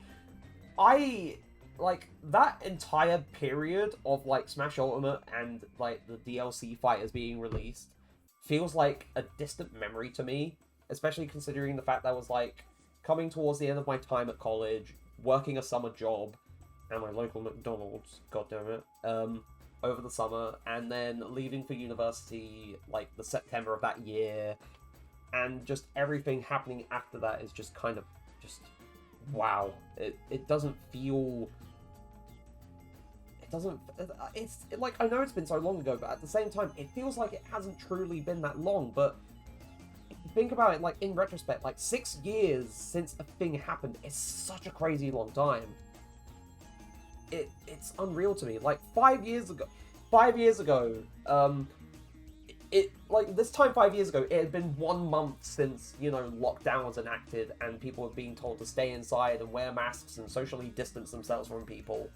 And, like, a month in, I was going fucking stir crazy, honestly. I did not enjoy that at all. Like, I know I didn't really fancy myself as a true people person per se, but like, it was still important to, like, have social contact with people, because it just, you know, like, you need to, like, get out and see people every now and then, rather than just being purely and completely on your own.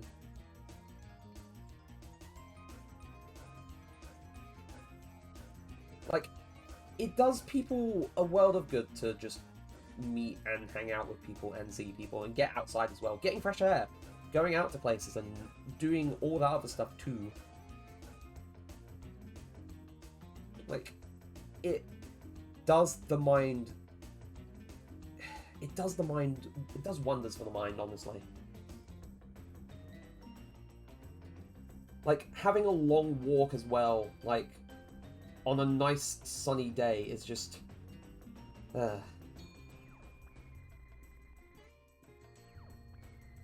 It just it's a different feeling, honestly. But yeah, where was I? Oh yeah, reduce lives by 1, reload level.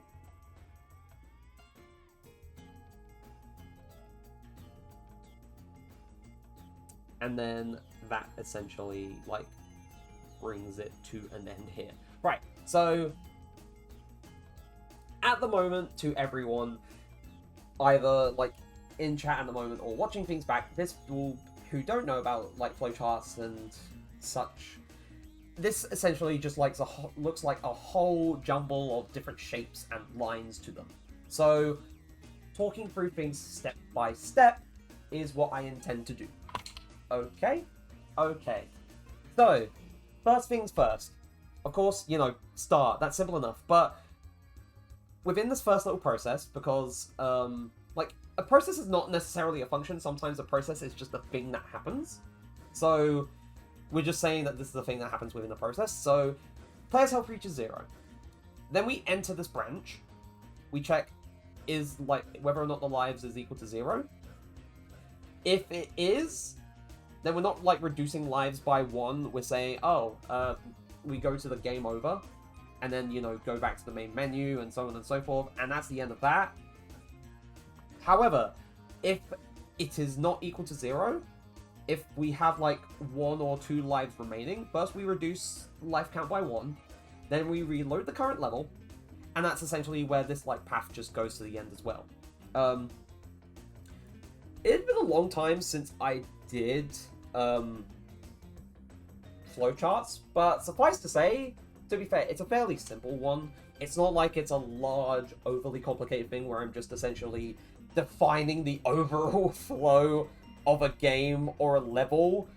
I may need to do all of those at some point to properly check whether or not I truly still have it when it comes to, like, flow design, but overall, not bad. It was a nice little exercise to kind of get me back into the kick of making flowcharts and stuff. But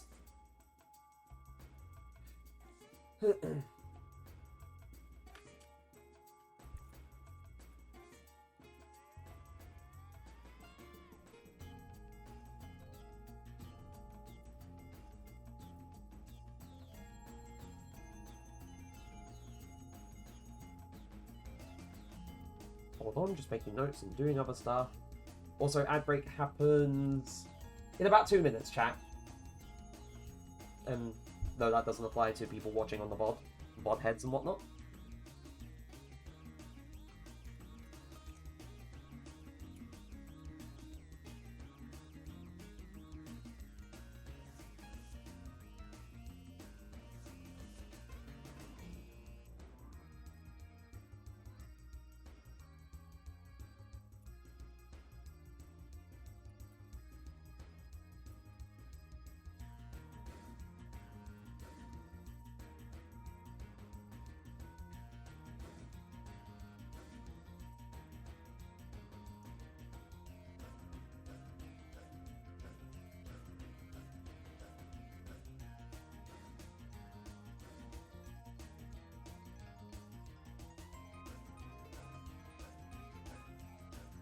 Okay, so that's essentially what I'm trying to say. So when the player's health reaches 0, we want to do one of 2 things. Either we go to the game over if the player has lost all of their lives, or if they haven't lost all of their lives, if they still have lives remaining, we reduce their lives by 1, we reload the current level, and then we just leave it at that.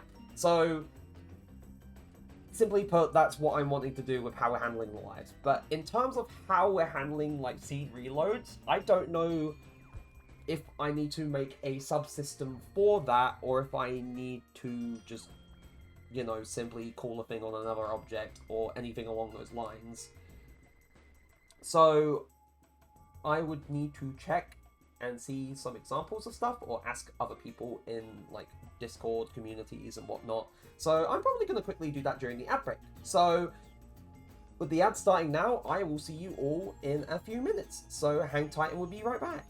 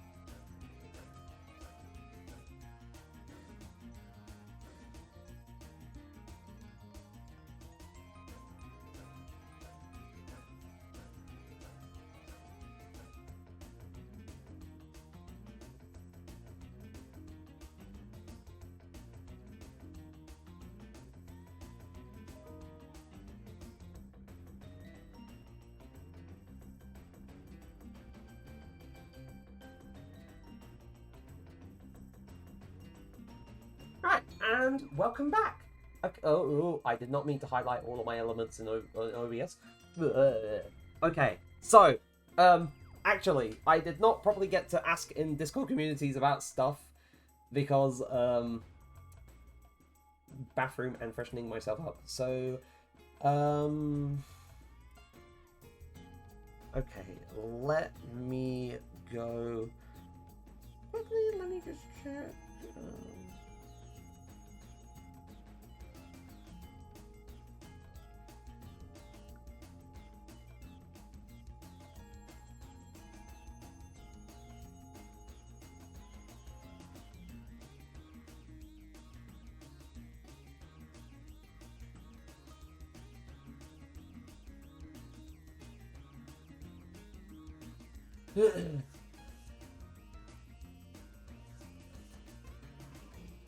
Right.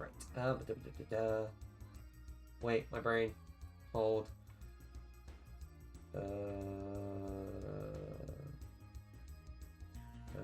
Oh yeah, no. I remember now. Right. Where is? There we go.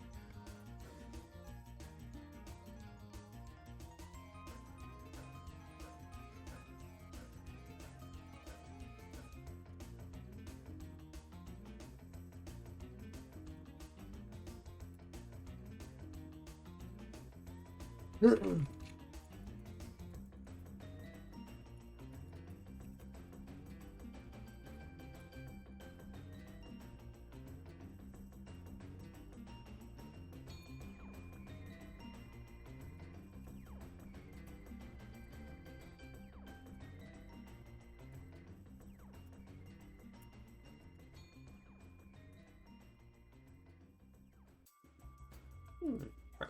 And now I wait.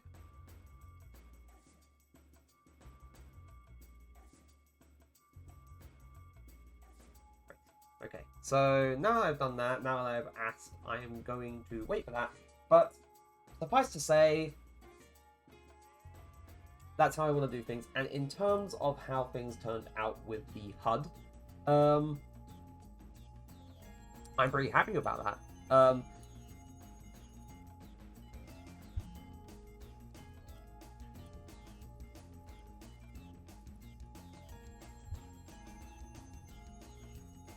And yes, we do have a pause menu. I was just trying to remember. Oh yeah, I remember now. For some reason, for some unexplained reason, I don't know if it's because...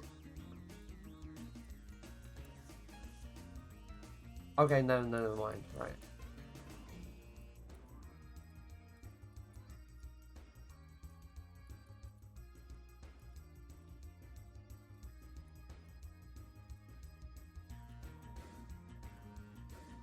Oh.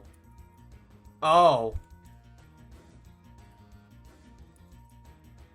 Okay, so one thing of note, right? So now I remember. So, like, pressing the input for stomp is fine and all, like, in the air. I literally just found this out. I did not realize that this was a thing that could happen, but now that we know, that's a small tweak that we can make. When the player just sort of, like, if they're on the ground and they press the input stomp, they just completely stop moving. Like, they can't move. Like, you can still press the input for sprinting and whatnot, but you cannot, you can't jump, you can't move. You can move the camera around, but you can't do anything else. So, I need to quickly adjust that within the code. So, we're going to go back into Rider, go to close the engine.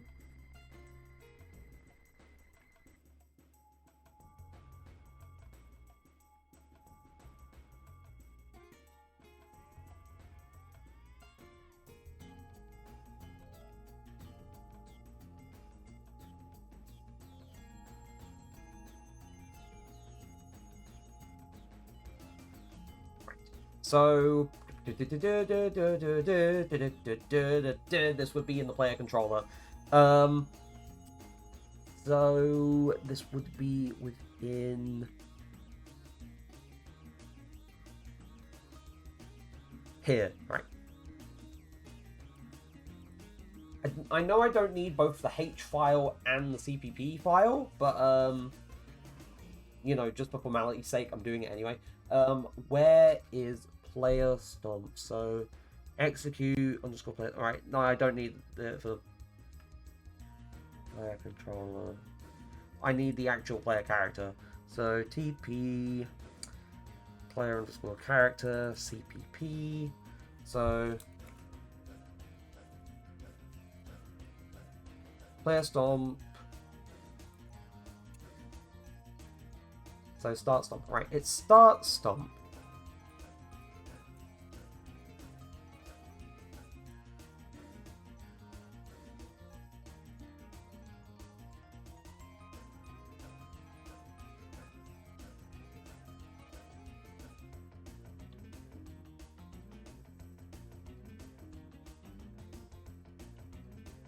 So I'm going to say if start stomp or not get player movement.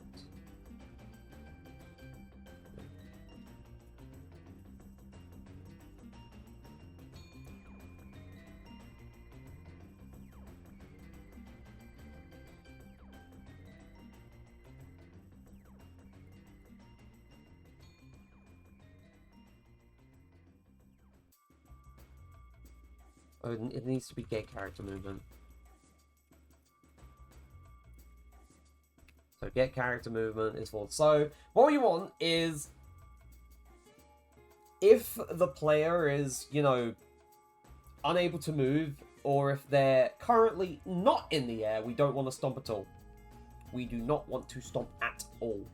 So we're going to run this, going to compile, make sure that's all done, sorted, all ready and prepped, and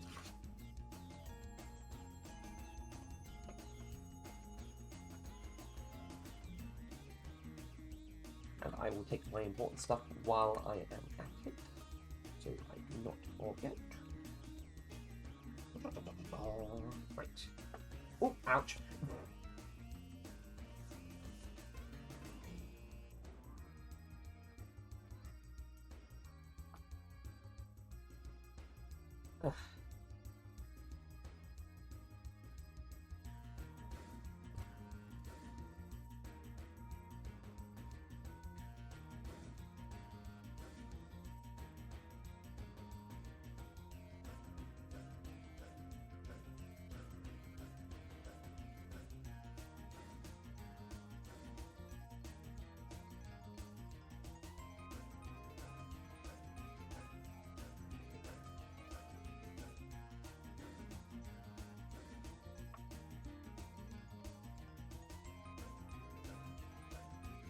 There we go, all sorted. Right, so test out bug fix, gonna make sure that this is, you know, properly working. So if I try pressing Q now, and although it's not coming through on the mic, or not clearly, unless I slam it down,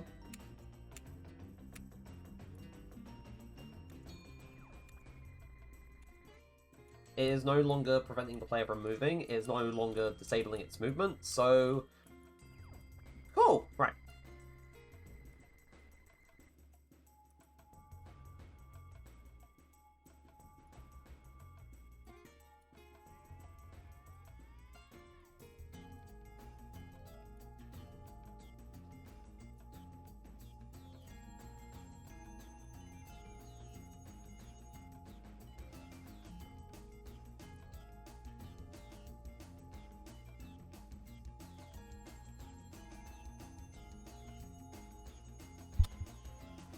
And I really appreciate, like, actually managing to find that now rather than later down the line, or like after, you know, if and when I get a demo out and people say, oh hey, if you do this while you're on the ground, then it just stops you from moving. Like, I'm glad I managed to get that all sorted out. Right, so In terms of other general tweaks, oh, sorry, that could possibly be made. So, other general tweaks that could possibly be made. I can't think of any off the top of my head at the moment. So,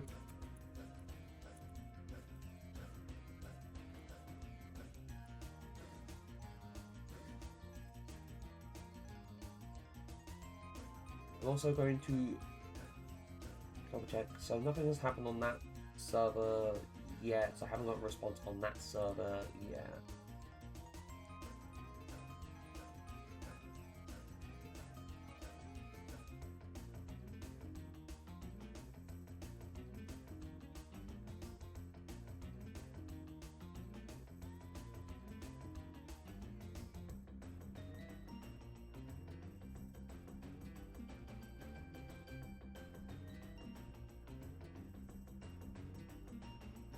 A moment, just a question.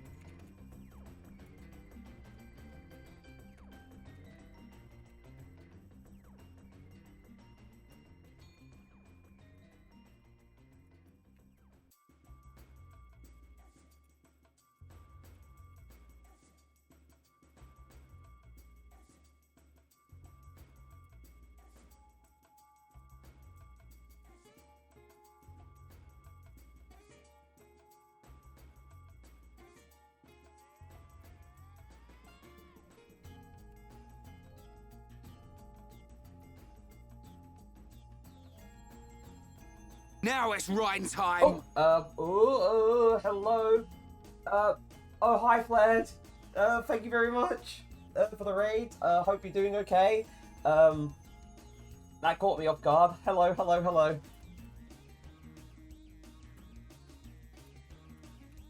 I am currently trying to fish for things from, like, Unreal programmer, like, communities on, like, some of the Discord servers I'm in, because I'm trying to think of how I'm going to handle a thing. Sorry to catch me off guard. It's fine. It's all good. Also, welcome. But, yes. So... Brain, hold on. Right. See... Handling it with just, like, calling it from the player is just the simplest option. Though, whether or not that's the proper way to do it, I have no idea. Because, you got all your hunter symbol freeze need. Nice. I have all of my rarity 8, charge blades. I got them all the other day. But, at the moment now, I am just trying to learn hammer and bow.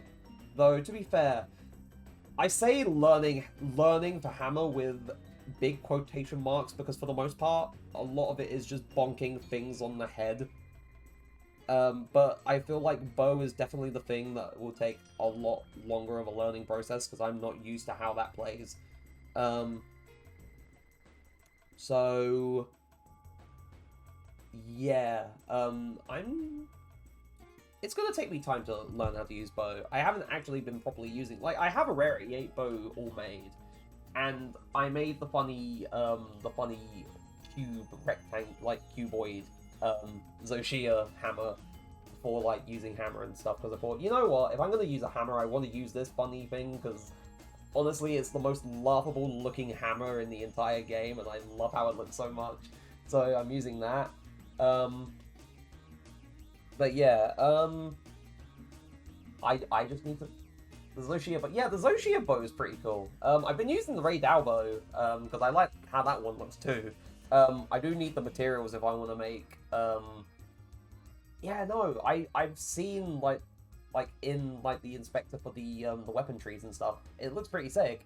But I've been using the Ray Dao bow because that's the one I wanted to make first, because as far as, like residential people that I know who are very big on using a certain weapon type, in the past, Dragon has been very, like, very much a keen user of the bow, and she showed off Ray Dow's bow to me like a while back, and honestly it looks super cool. So that was the first Rarity 8 bow I decided to make, with, you know, eventually chasing down all the others if and when I feel like it. But that's probably going to be after I properly like get used to it and learn how to use it, because at the moment I'm just in the stage where it's like, oh yeah, it is a cool bow. It is a cool bow. Just gotta actually properly get used like to how the whole playstyle works.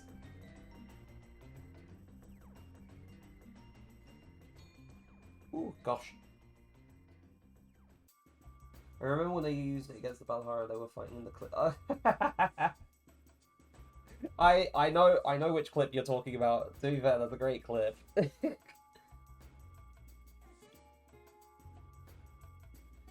Just minding your own business, trying to grill and eat, and then suddenly you just get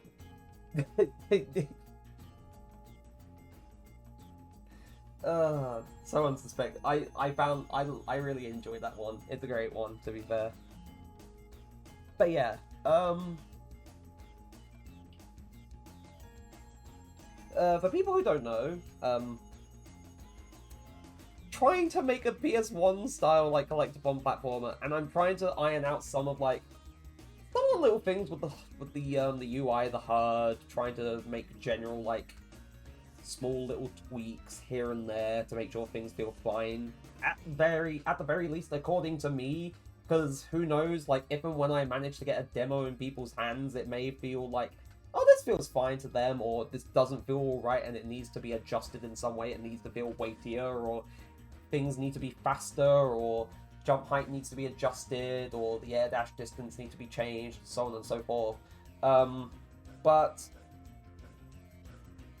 it's just like making sure at the very least, for me, it feels okay first, and then if and when there's like feedback eventually, then who knows, I can make the changes based on that. I so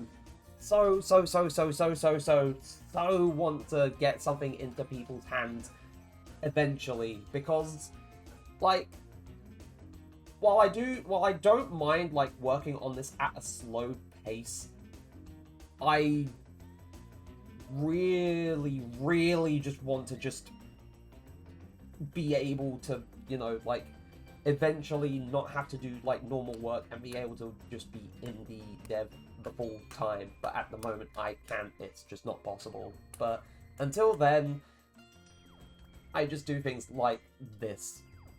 And at the moment I'm just waving my hands around a lot because it's like, ah! Like there's just so much pent up like that's trying to escape, and at the moment my only means of expressing it, even though you can't physically see it, is me just waving my hands around like I'm Wallace from Wallace and Gromit, going, ooh, cheese, Gromit.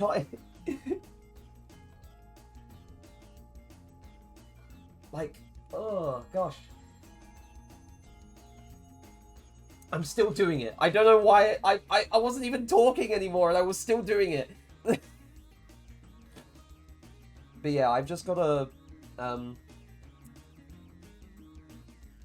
keep working at it, but because I have a fairly strong like foundation for stuff, but at the very least, like I have the player model, I have like the collectible models like for the cheese and the fruit and whatnot, but one or two like enemy designs and a basic like environment rather than like the test level that I already have would be a very nice way to just like have like a small little demo for people. To be fair, I don't really need the like the draw lines being displayed anymore. I already like stopped having like the sphere traces being displayed for like the air dash, but I think I don't have it being displayed for the stomp anymore. So I think I can get rid of that at some point. Like I can just hide it at some point. But yes, for the HUD, I don't know if people have noticed on scene load and whatnot, but I have the HUD sort of like appearing when it's needed to, or when it needs to appear, and then it disappears after like 2 seconds, which I think is a very nice effect. And the really cool thing is that it only reveals what element of the HUD is relevant to the thing that happens. So say a collectible or a specific collectible is picked up. So say a fruit is picked up, it will only reveal the fruit counter, and then that hides itself again. Pick up the cheese, only the cheese counter reveals itself and hides again. And then if the player, I don't know, takes damage, then they will take damage, they will lose health, and stuff. Yeah, it's pretty cool stuff. I do know that if and when there's like a scenario where the player gains a life, that would be the point where the life counter is properly displayed individually, because otherwise the only other time when the life counter is like shown on the screen to the player, that would be when a scene is loaded or reloaded after death, or when a scene is loaded, like when loading a save file. So I would need to eventually have a thing where the player can gain life. Actually, that should be another thing that I do today. The ability to actually gain lives, because I don't have anything for that at the moment, I'm realizing. Which is kind of funny.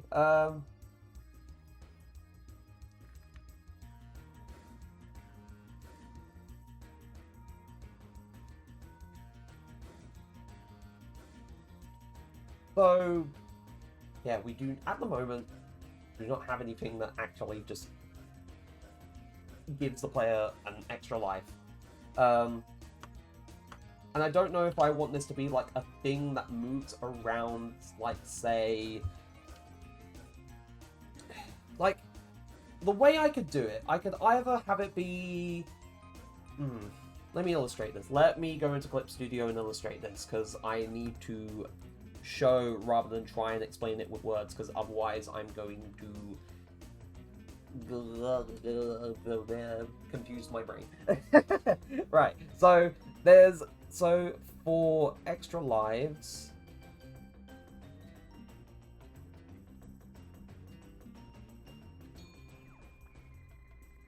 it can either be like a stationary object,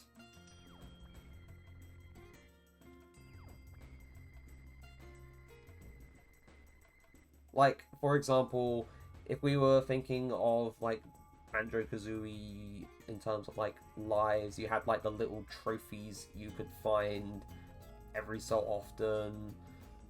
Or in the case of Spyro, you had, like, the glass jars that you could find the blue butterflies in.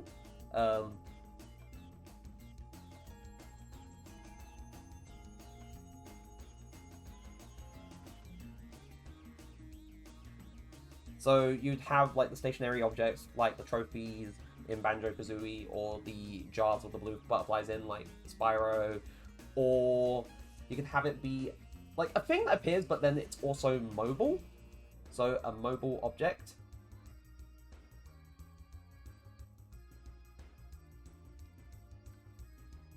And the only real example that I can think for this is... Oh, whoops, that was a bit too thin.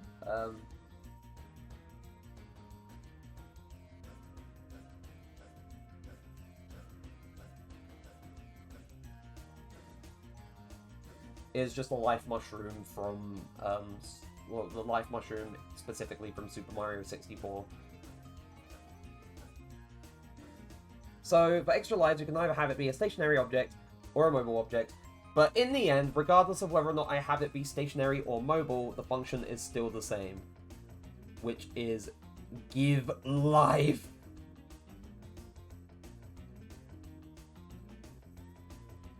Give life! That's essentially what it does. And that's all it needs to do. It just needs to give life. So... I believe... Now that I think about it, let me look at the base collectible. PP collectible base. To be fair, I don't think I could use the collectible base. Collectible mesh. Let me look at the H file. I'm pretty sure. Yeah, no, because it has E collectible types.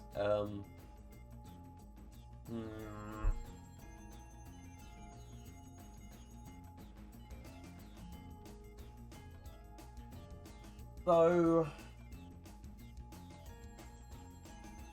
I could make, like, generally just make another, like, base class for certain objects, or just for level items. Maybe items or level items could be the name of this base class. I'm not sure. Sorry, I'm just taking a moment to think, because it's like, what name would make the most sense for this?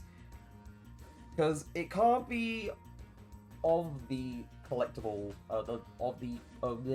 it can't derive from the collectible base class, because that's just used for the collectibles, and it has things specifically for the collectibles, like collectible mesh, collectible ID, collectible type, and so on. So I would need to make a new class, and I think I'll just make it level items. So TP underscore level item. So I'm gonna go back into the engine. I'm gonna go back into the engine, and gonna go into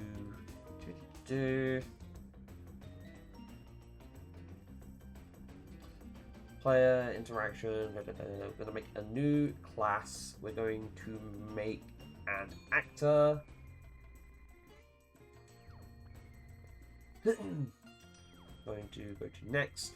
Going to have it be a public, or in the public folder, and we're just going to make a new folder for this called level objects, and it's going to be TP underscore level item.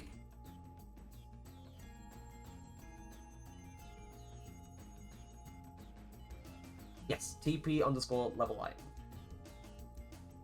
And I'm not going to recompile the project, because otherwise that will take forever, and also it wouldn't be able to anyway, even though I have live coding disabled. So yes, that will be there.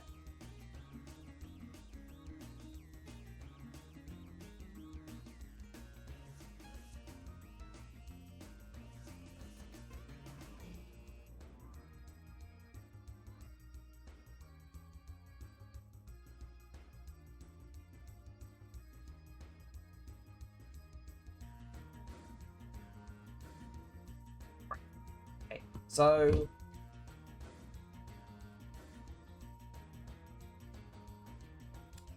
my brain. Right. Folder has appeared, so I'm gonna close this, or hide this, because at the moment I don't need any of these open. To be fair, I could hide all of it, and then it would just be like that, which works out a whole lot better than just, you know, doing them all individually. So I'm gonna close all of those. I'm going to stop running the code, so stop the engine, close the engine, and then we're gonna go into level objects, level item, and then we're going to go for level objects, level item. So cool. So public, protected, public. There's no private section. Why is there no? Weird. Right, so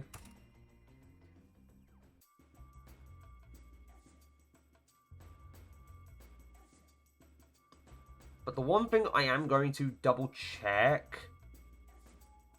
is within collectible, like what includes we use. So framework. I'm sorry, I got a bit carried away. So collectible type, right? So it's a U static mesh component, right? So I thought I would need to have a static mesh component, but I was also double checking whether or not I needed any includes for this. At the moment, I don't, but that can very well just be subject to change. So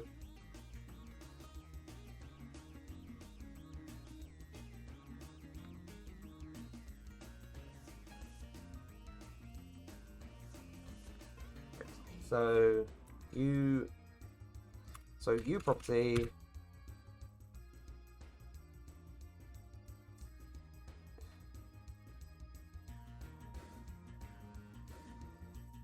visible anywhere. Blueprint. Whoopsie days. Read. I think it's read write or read only. Read write. Category. Item properties. So the meta equal. So meta equals allow private access equals true. So we're essentially just saying use static mesh component pointer item mesh.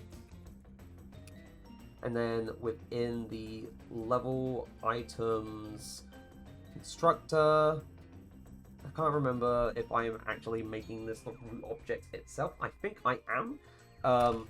Or making it the root component. Not the root object, root component. Gosh.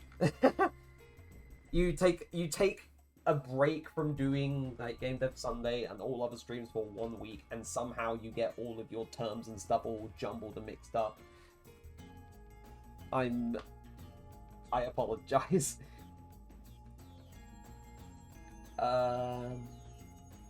But yes.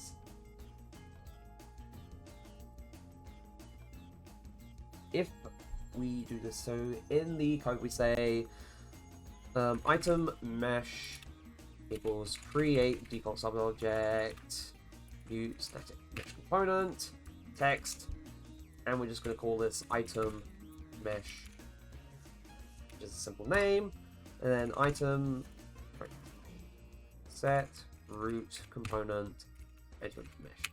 Because at the very least, if we have item mesh be the root component itself, then whenever we just move an object, this thing or this thing's mesh will always be at the center. So if we need to adjust anything else, like a collider or anything along those lines, then that remains in the center and we just adjust it around the object. So that's all we really need to do for setting up this base class. So we're gonna run the code, we're gonna compile, we're gonna get the engine opened up again. Oh, I did not mean to drag out the build. Or the build. I did not mean to drag out the build output. I know you probably couldn't see that because I only have this window focused on Rider and not on the display as a whole. But I had essentially popped out the build output into its own little window, and that was weird. The engine is open again. So if I go into game blueprints, right, this is called level item.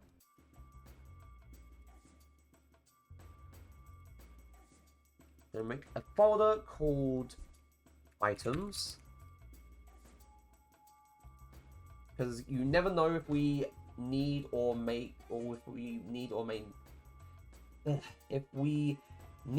make another item, or more than one, rather than just lives. We have other items too that are not collectibles.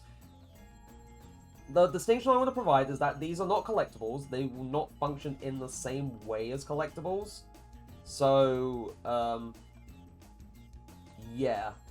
these function entirely differently. So, yes. I'm going to make a new blueprint class. We're going to say basis of TP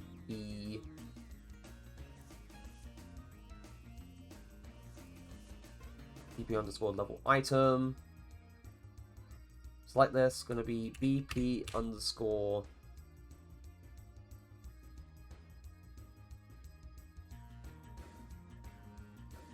extra life. BP underscore extra life. That's what we're going to call this one. So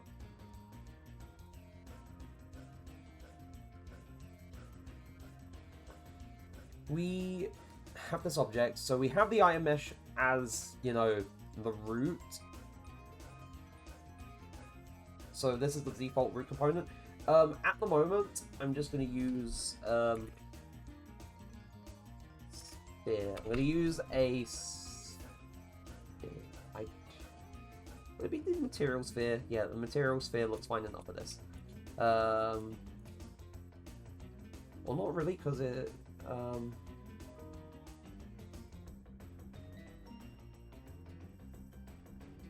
because it still has shading and stuff.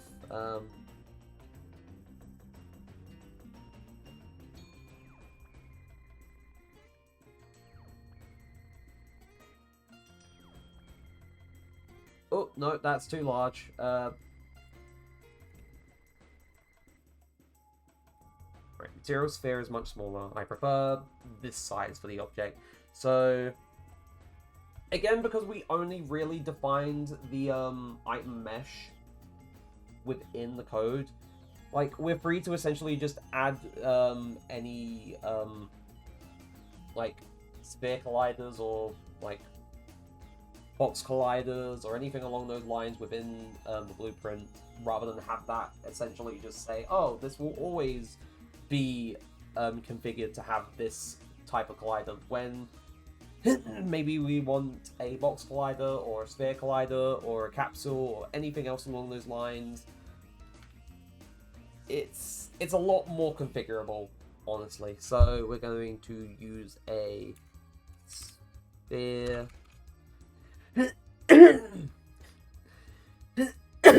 Sorry about that. Sphere collision. Item overlap. Make the sphere radius like probably 110.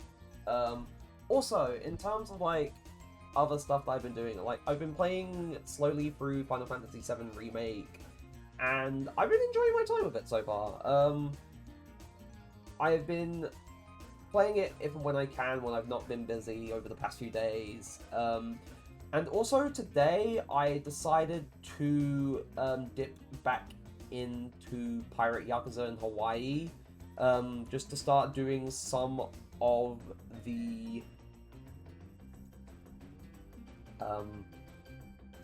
the overdue like sub-stories and other content I missed during the actual playthrough streams. Which, to be honest, like, I wish I could have done... I mean, to be fair, from my own perspective, I could have just, you know, prolonged things, taken a little while longer with things, done more of the sub-stories, done more of the side content, and so on and so forth. But it was a matter of wanting to, at the very least, try and get through the story on stream. And if I ever felt like doing like an extra stream where I cover like sub-stories and side content and whatnot, then I do that. But if not, then I just do it in my own time. And also, me also not wanting to keep other playthroughs waiting for too long. So... yeah, but aside from that, I was doing some of the sub-stories and side content and stuff in Pirate Yakuza today, and for people who were there for my playthrough of the game, then you may remember this, but if not, I'll fill you in. I'll fill you in. At some point during the story, like on the way back to Honolulu, there's like a little like introduction, automatic introduction to a sub-story, where Masaru's like pining over his dreams about going out with a girl from the Minato ward in Japan. And there's the whole bit where the woman who made the dating app in Infinite Wealth shows up and is like, oh yeah, while there is not necessarily like girls from the Minato ward in Hawaii, there are girls who fit that description, and you essentially meet them and try and befriend them to try and get them all together for like a party for Masaru.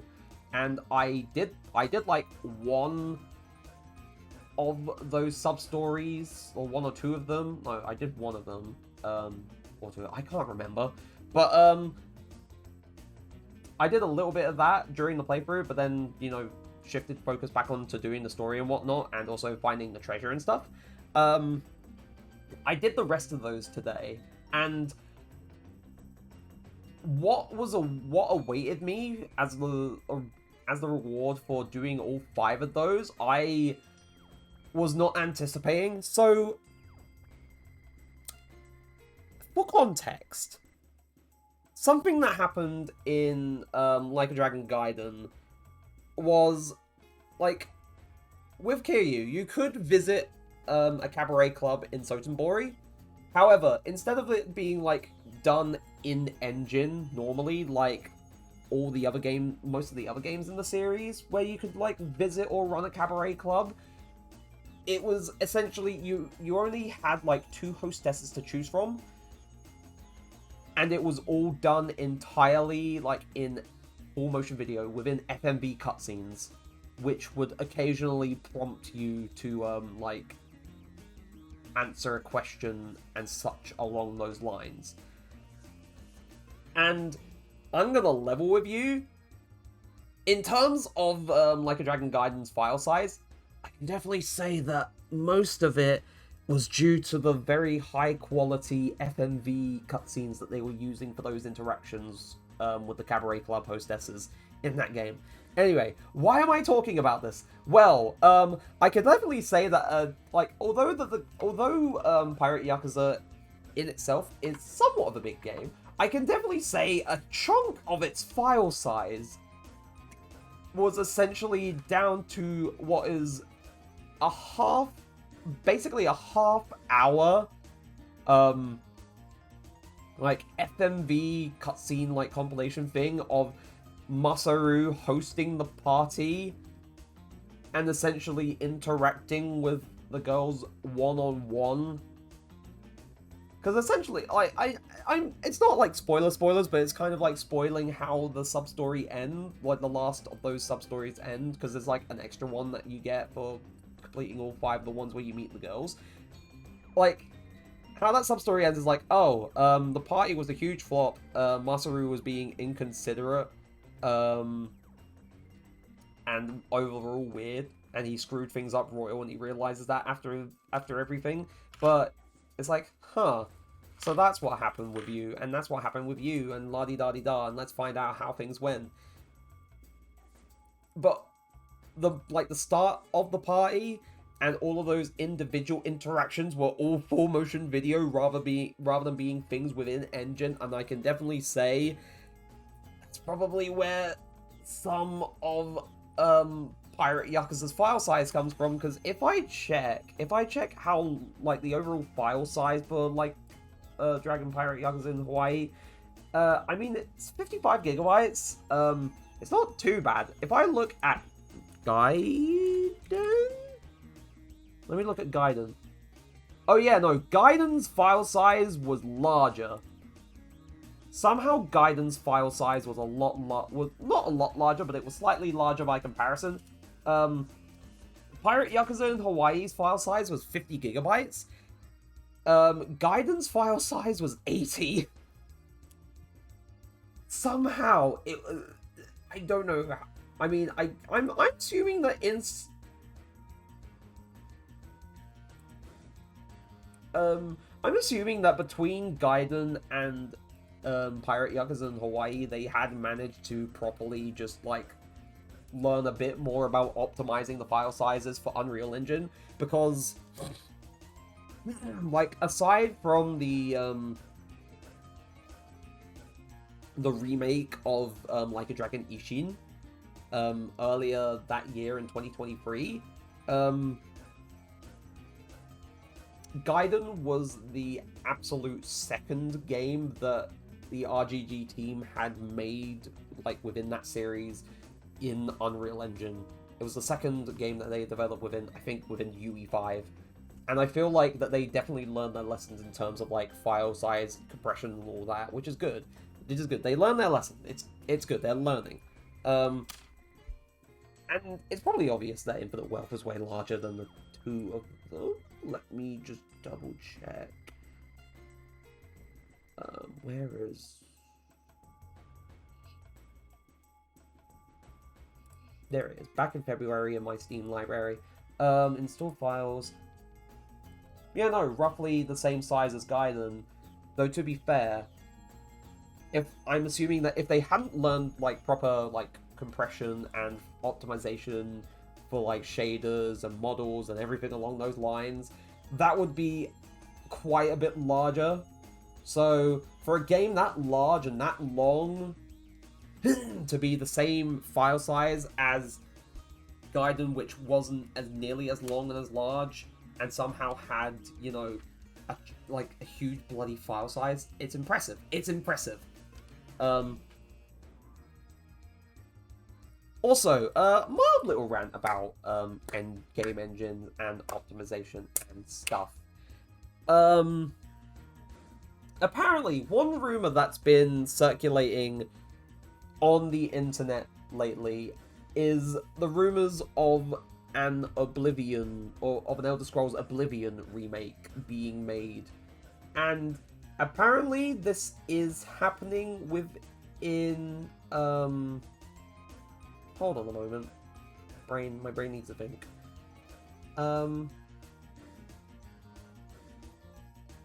Apparently this is happening within Unreal Engine, and if it's true, the one thing I'm concerned about, and this is the one thing I'm always concerned about when it comes to like either myself or other people using Unreal Engine, is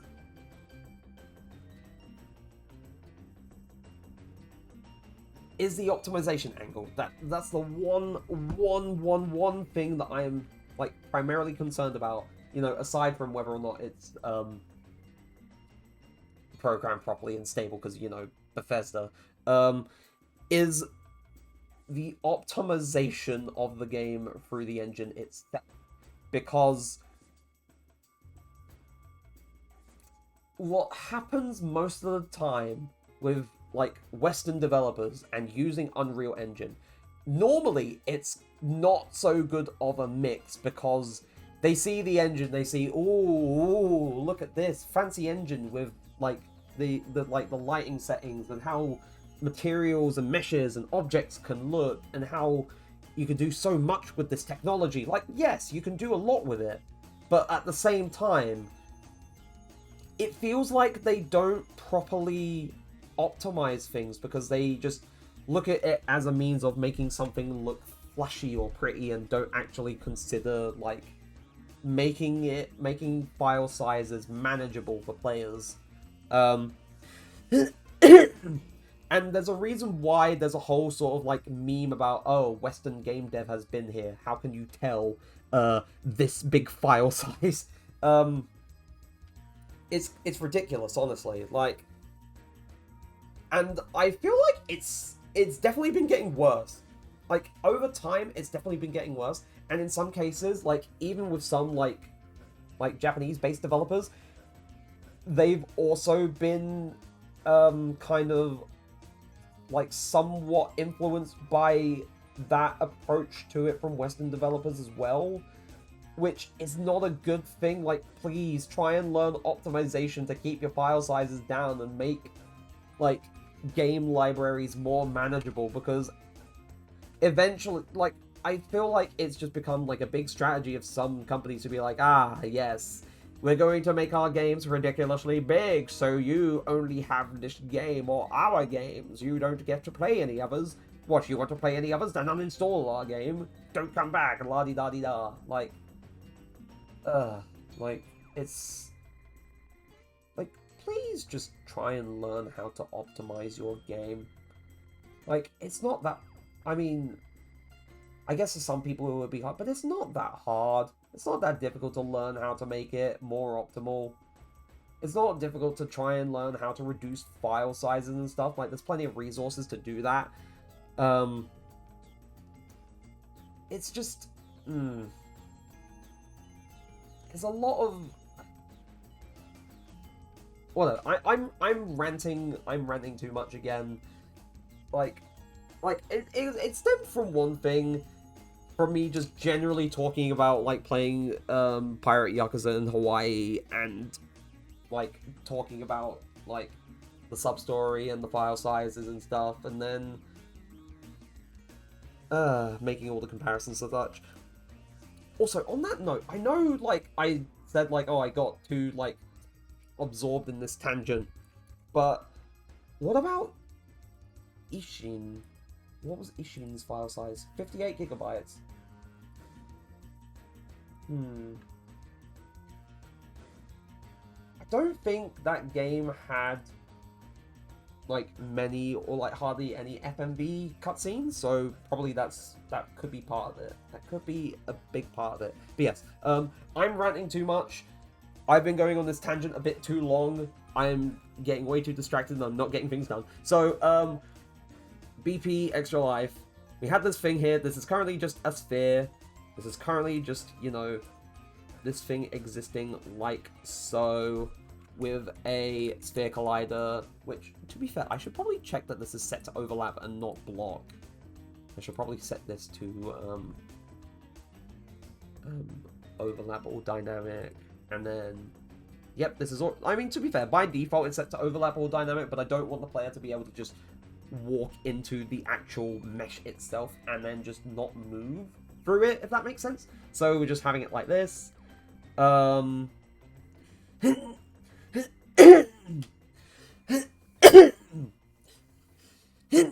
Gosh.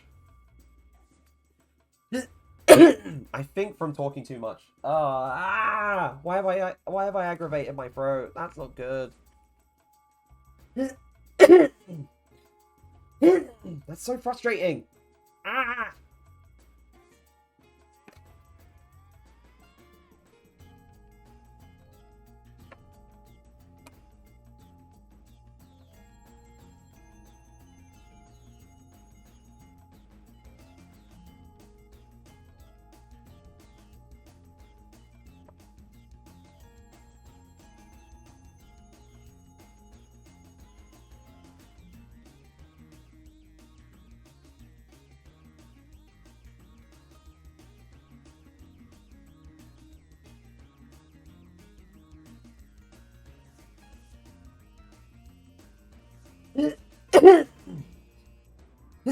Gosh.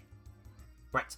Anyway, so in the event graph, we're gonna get the overlap sphere. We're gonna say on component begin overlap. And once again, so we get other actor. I only want it when I only want things to happen if it implements the player interface. So does implement interface.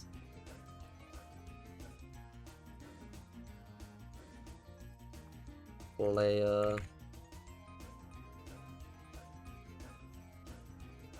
Was that player character? I swear it's TP.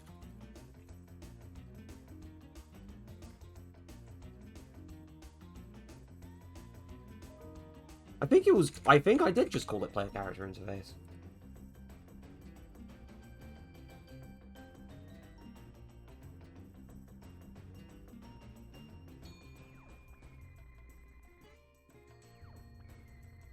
I need to refresh my memory. TP damage interface, turn over there, player. TP. Yep, player character interface. For some reason, I did not provide the TP prefix, and I have no idea why.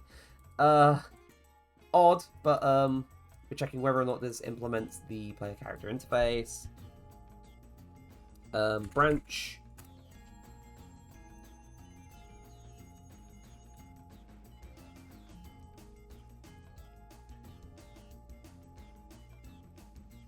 I have the lives interface. I don't remember. Set current lives. Oh, now I remember. This was how I was originally going to handle lives before I adjusted things.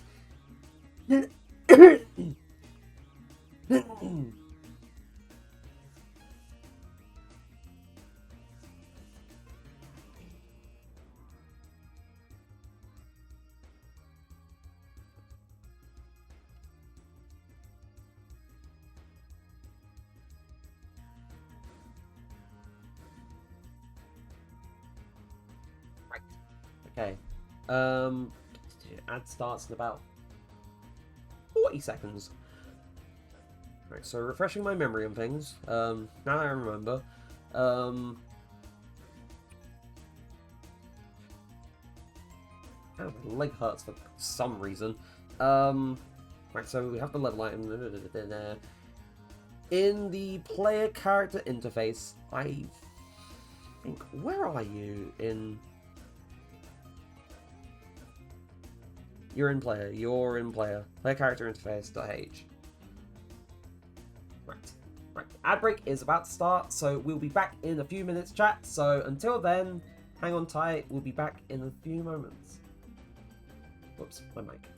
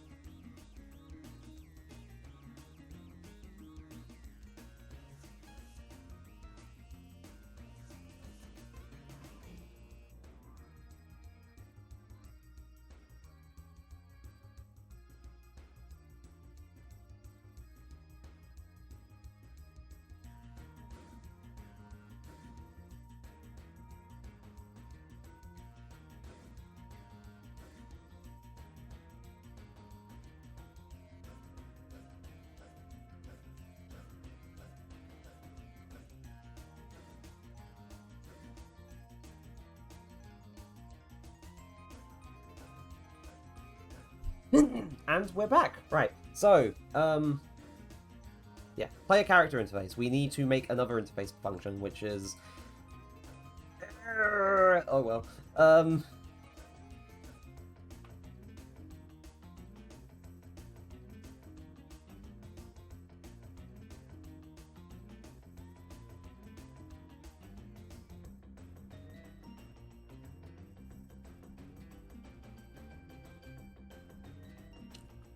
have U function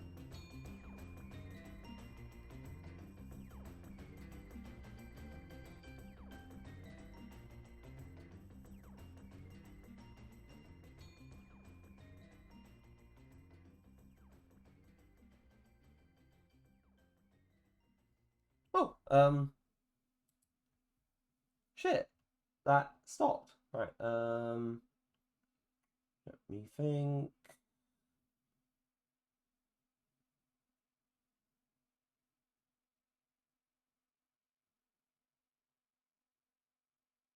Go frozen orders. I like frozen orders. I like the last little bit of this stream. So blue. Oh, whoops! Not blueprintable. Blueprint native event. Blueprint callable. Ah, why did I do that?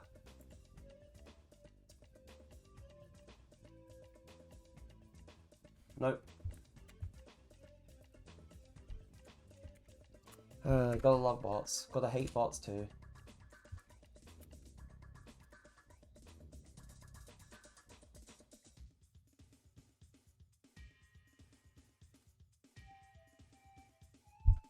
So void.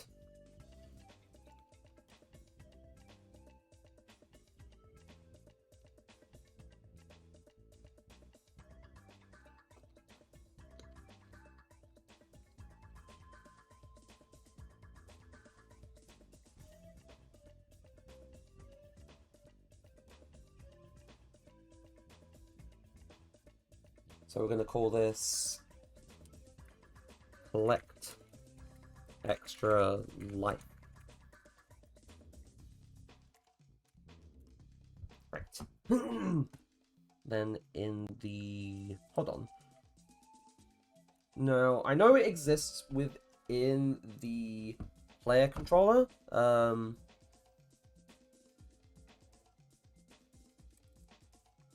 Check. Oh wait, no it doesn't.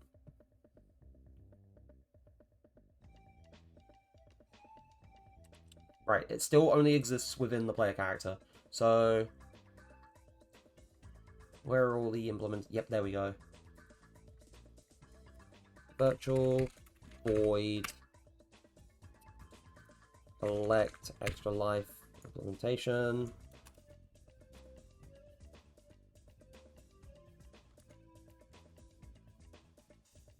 And then when we do this, simply say player state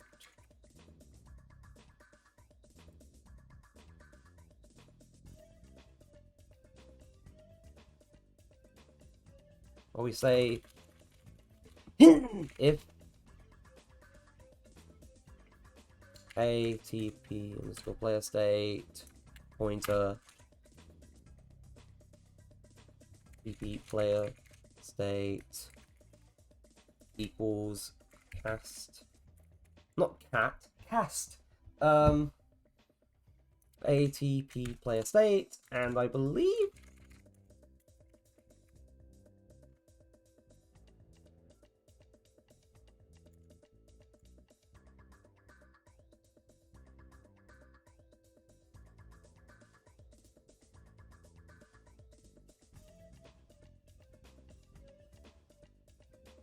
I can't remember if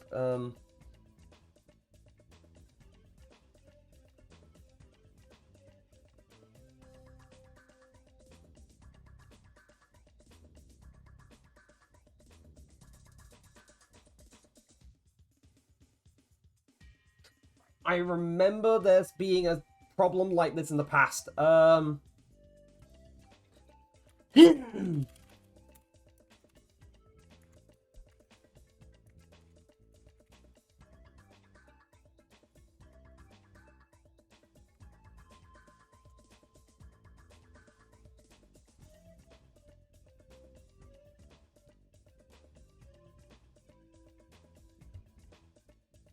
I know I've had this problem before.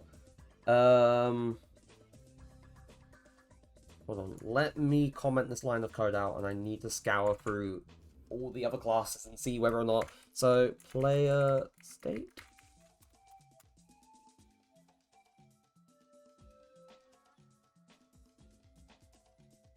Okay, never mind. It's just get player state. I don't need to do anything else. Oh yeah, no, I was doing it. I was thinking of when I had to do it from other classes. Never mind. Whoops.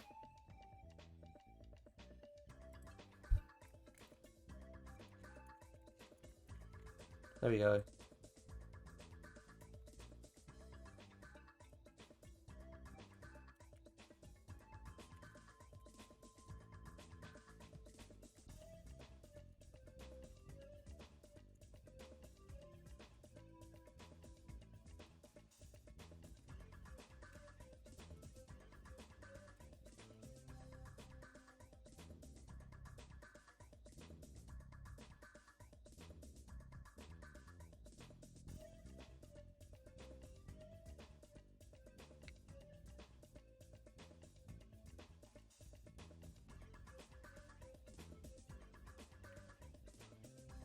Just to also look for maybe a more appropriate method within the player state. So we have get life count, we have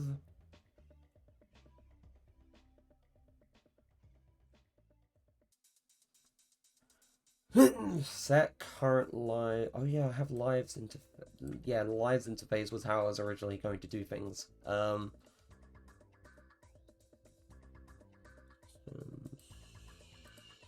Player.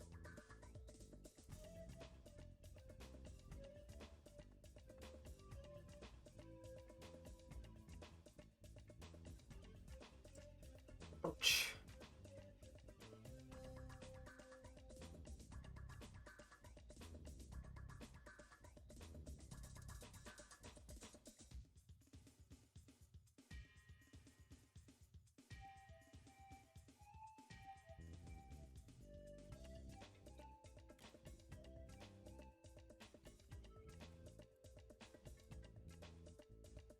So I'm going to do that on lives change.broadcast, and I'm going to from. So TP player state.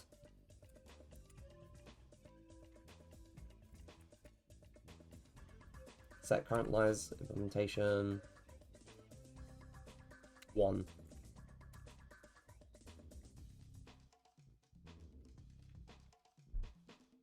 And that should be it. As far as I'm aware, that should be it. I hope. Gosh.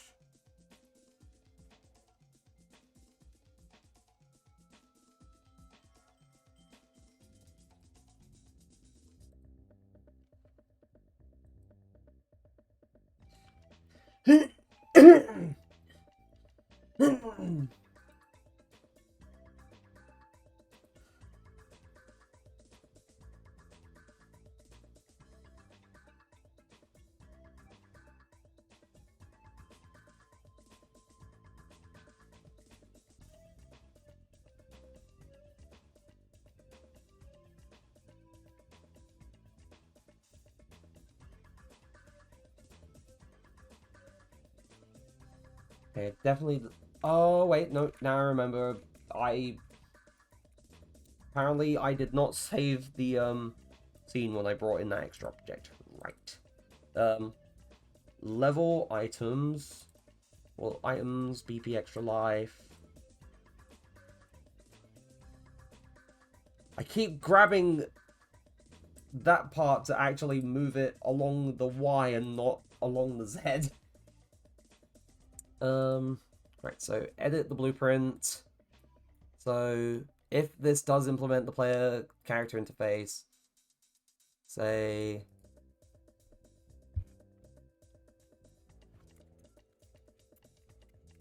like extra life, message.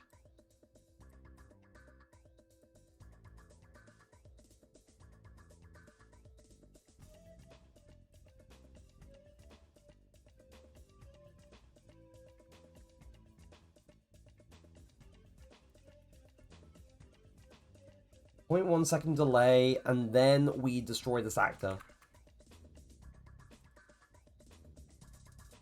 Right. So now, to test whether or not we can get any extra lives, so we're going to wait for that to disappear. Yay! There we go.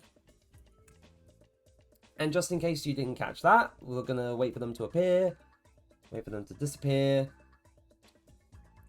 Then we reveal the fruit count, reveal the cheese count,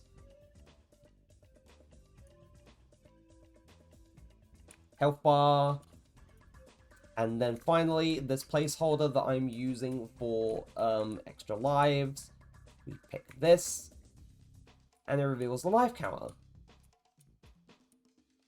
I love it when things work. Because then you don't have to spend too long trying to fix things and whatnot. But yes, we have extra lives in the game now, which is very helpful. The thing that I'm still debating on is how we're going to handle scenery loads and everything else along those lines. From what I've asked in different Discord servers, people have been saying, hey, you can either use the game instance itself, or you can just make a subsystem for it. For handling the scenery loads. A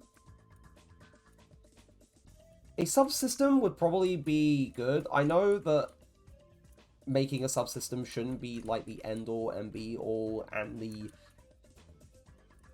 just the solution, like the one-size-fits-all, the key that solves everything kind of thing, but it does seem to be a very friendly option for having something that's not dependent on any other object existing.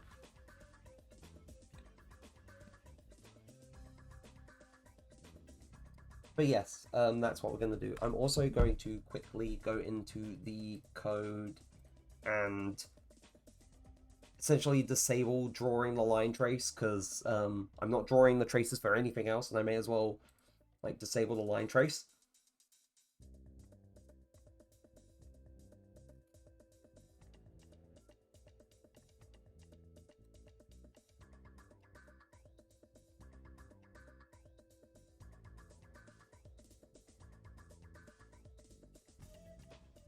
Right, so that would be within the player character. Yep.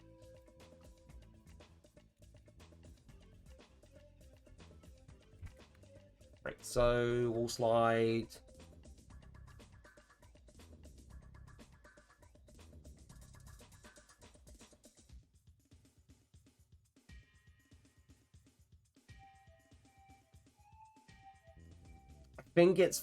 I think it's from the wall slide. I think that trace is from the wall slide. So draw debug trace. None. Right. I believe this is the thing.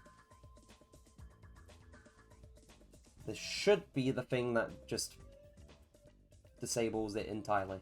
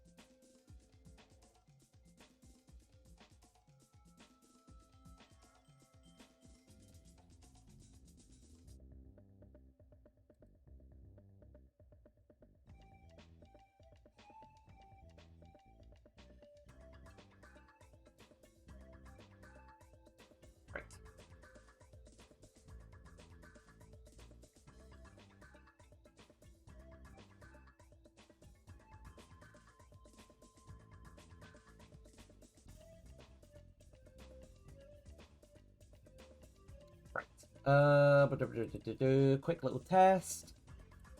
Should show that it... Yep. Trace, the debug trace is gone. But it will still work as, like, you know, the wall climb and such.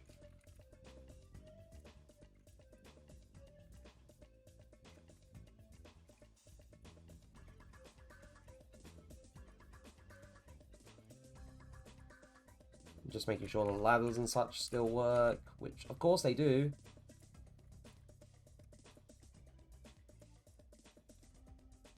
I'm pretty happy with that. Like, we got this HUD fully working. We made a couple of tweaks here and there. We made sure that the player can't just freeze themselves on the ground by trying to press stomp when they're on the ground. Of course, like, getting rid of the debug trace isn't really necessarily a major thing, but, you know, it's small little things. It's small little things. We're polishing things. I probably should get rid of the thing for... I think it was within the reveal function for the life counter within the overlay.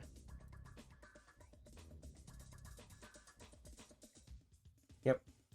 Right, so get rid of this, because we don't need this anymore, because we know it's working now.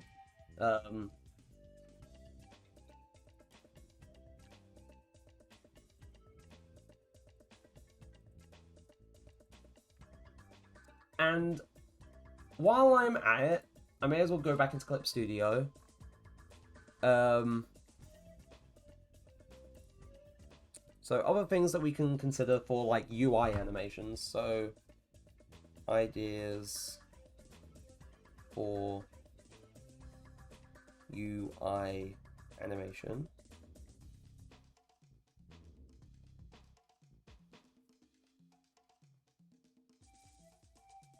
Pause menu. Main menu. Settings menu.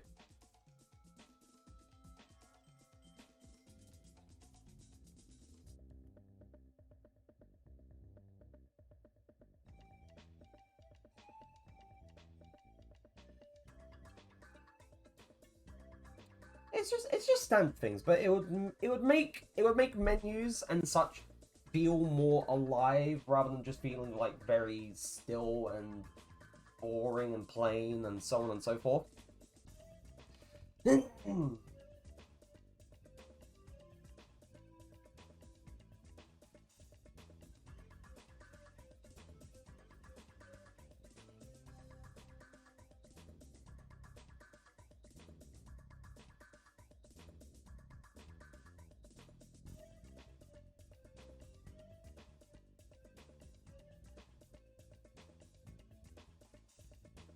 But yes.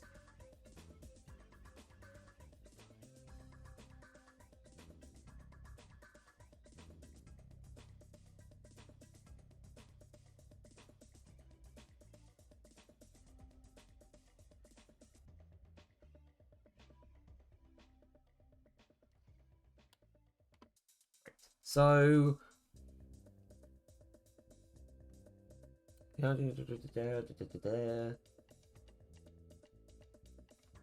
what is going on in my brain? I'm trying to think.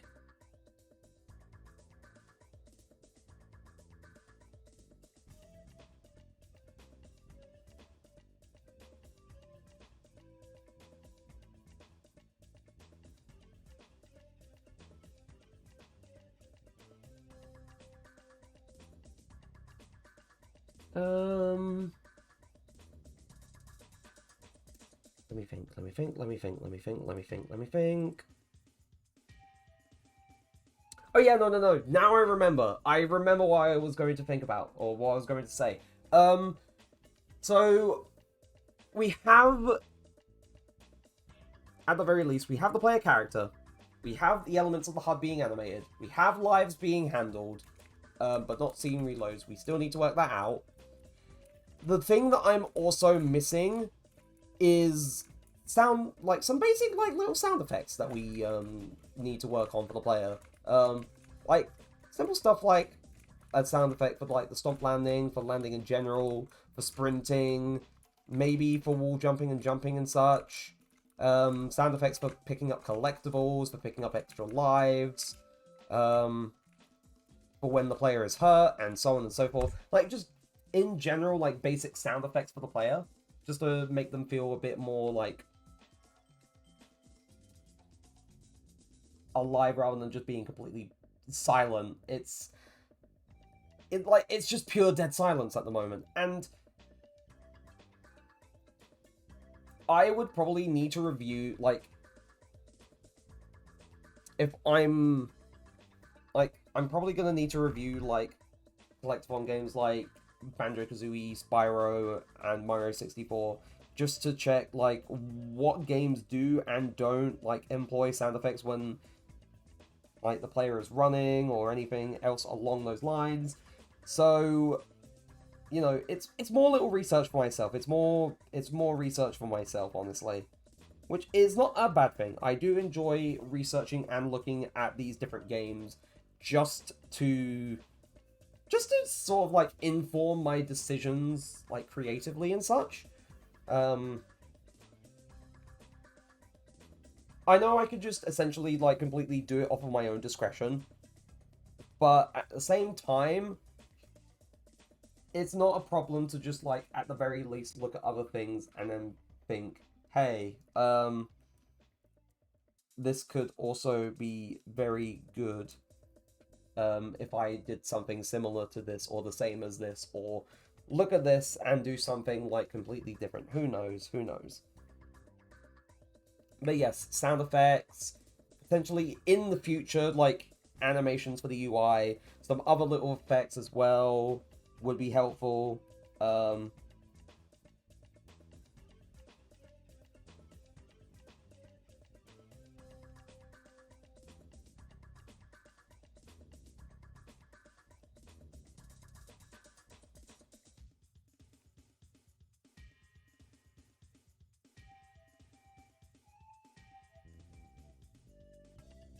Okay, right. So, yeah. With that being said, earlier than I would normally end the stream, but that's kind of become the case for some Game Dev Sunday streams anyway, but I'm going to wrap things up there for today. So, to people who showed up, and to everyone watching things back on the VOD, whether it's here on Twitch or on YouTube, depending on when you're watching this, thank you ever so much for being here. I really appreciate it. Next stream will, of course, be tomorrow. However, while I was originally expecting it to be a continuation of Kingdom Hearts Birth by Sleep Level 1, there is a possibility that tomorrow's stream gets unexpectedly hijacked by a thing that friends are dragging me into. What that thing is, you will have to wait to find out. But, yes. Again, thank you ever so much for being here. I really appreciate it. And as always, I will see you all again in the very next stream.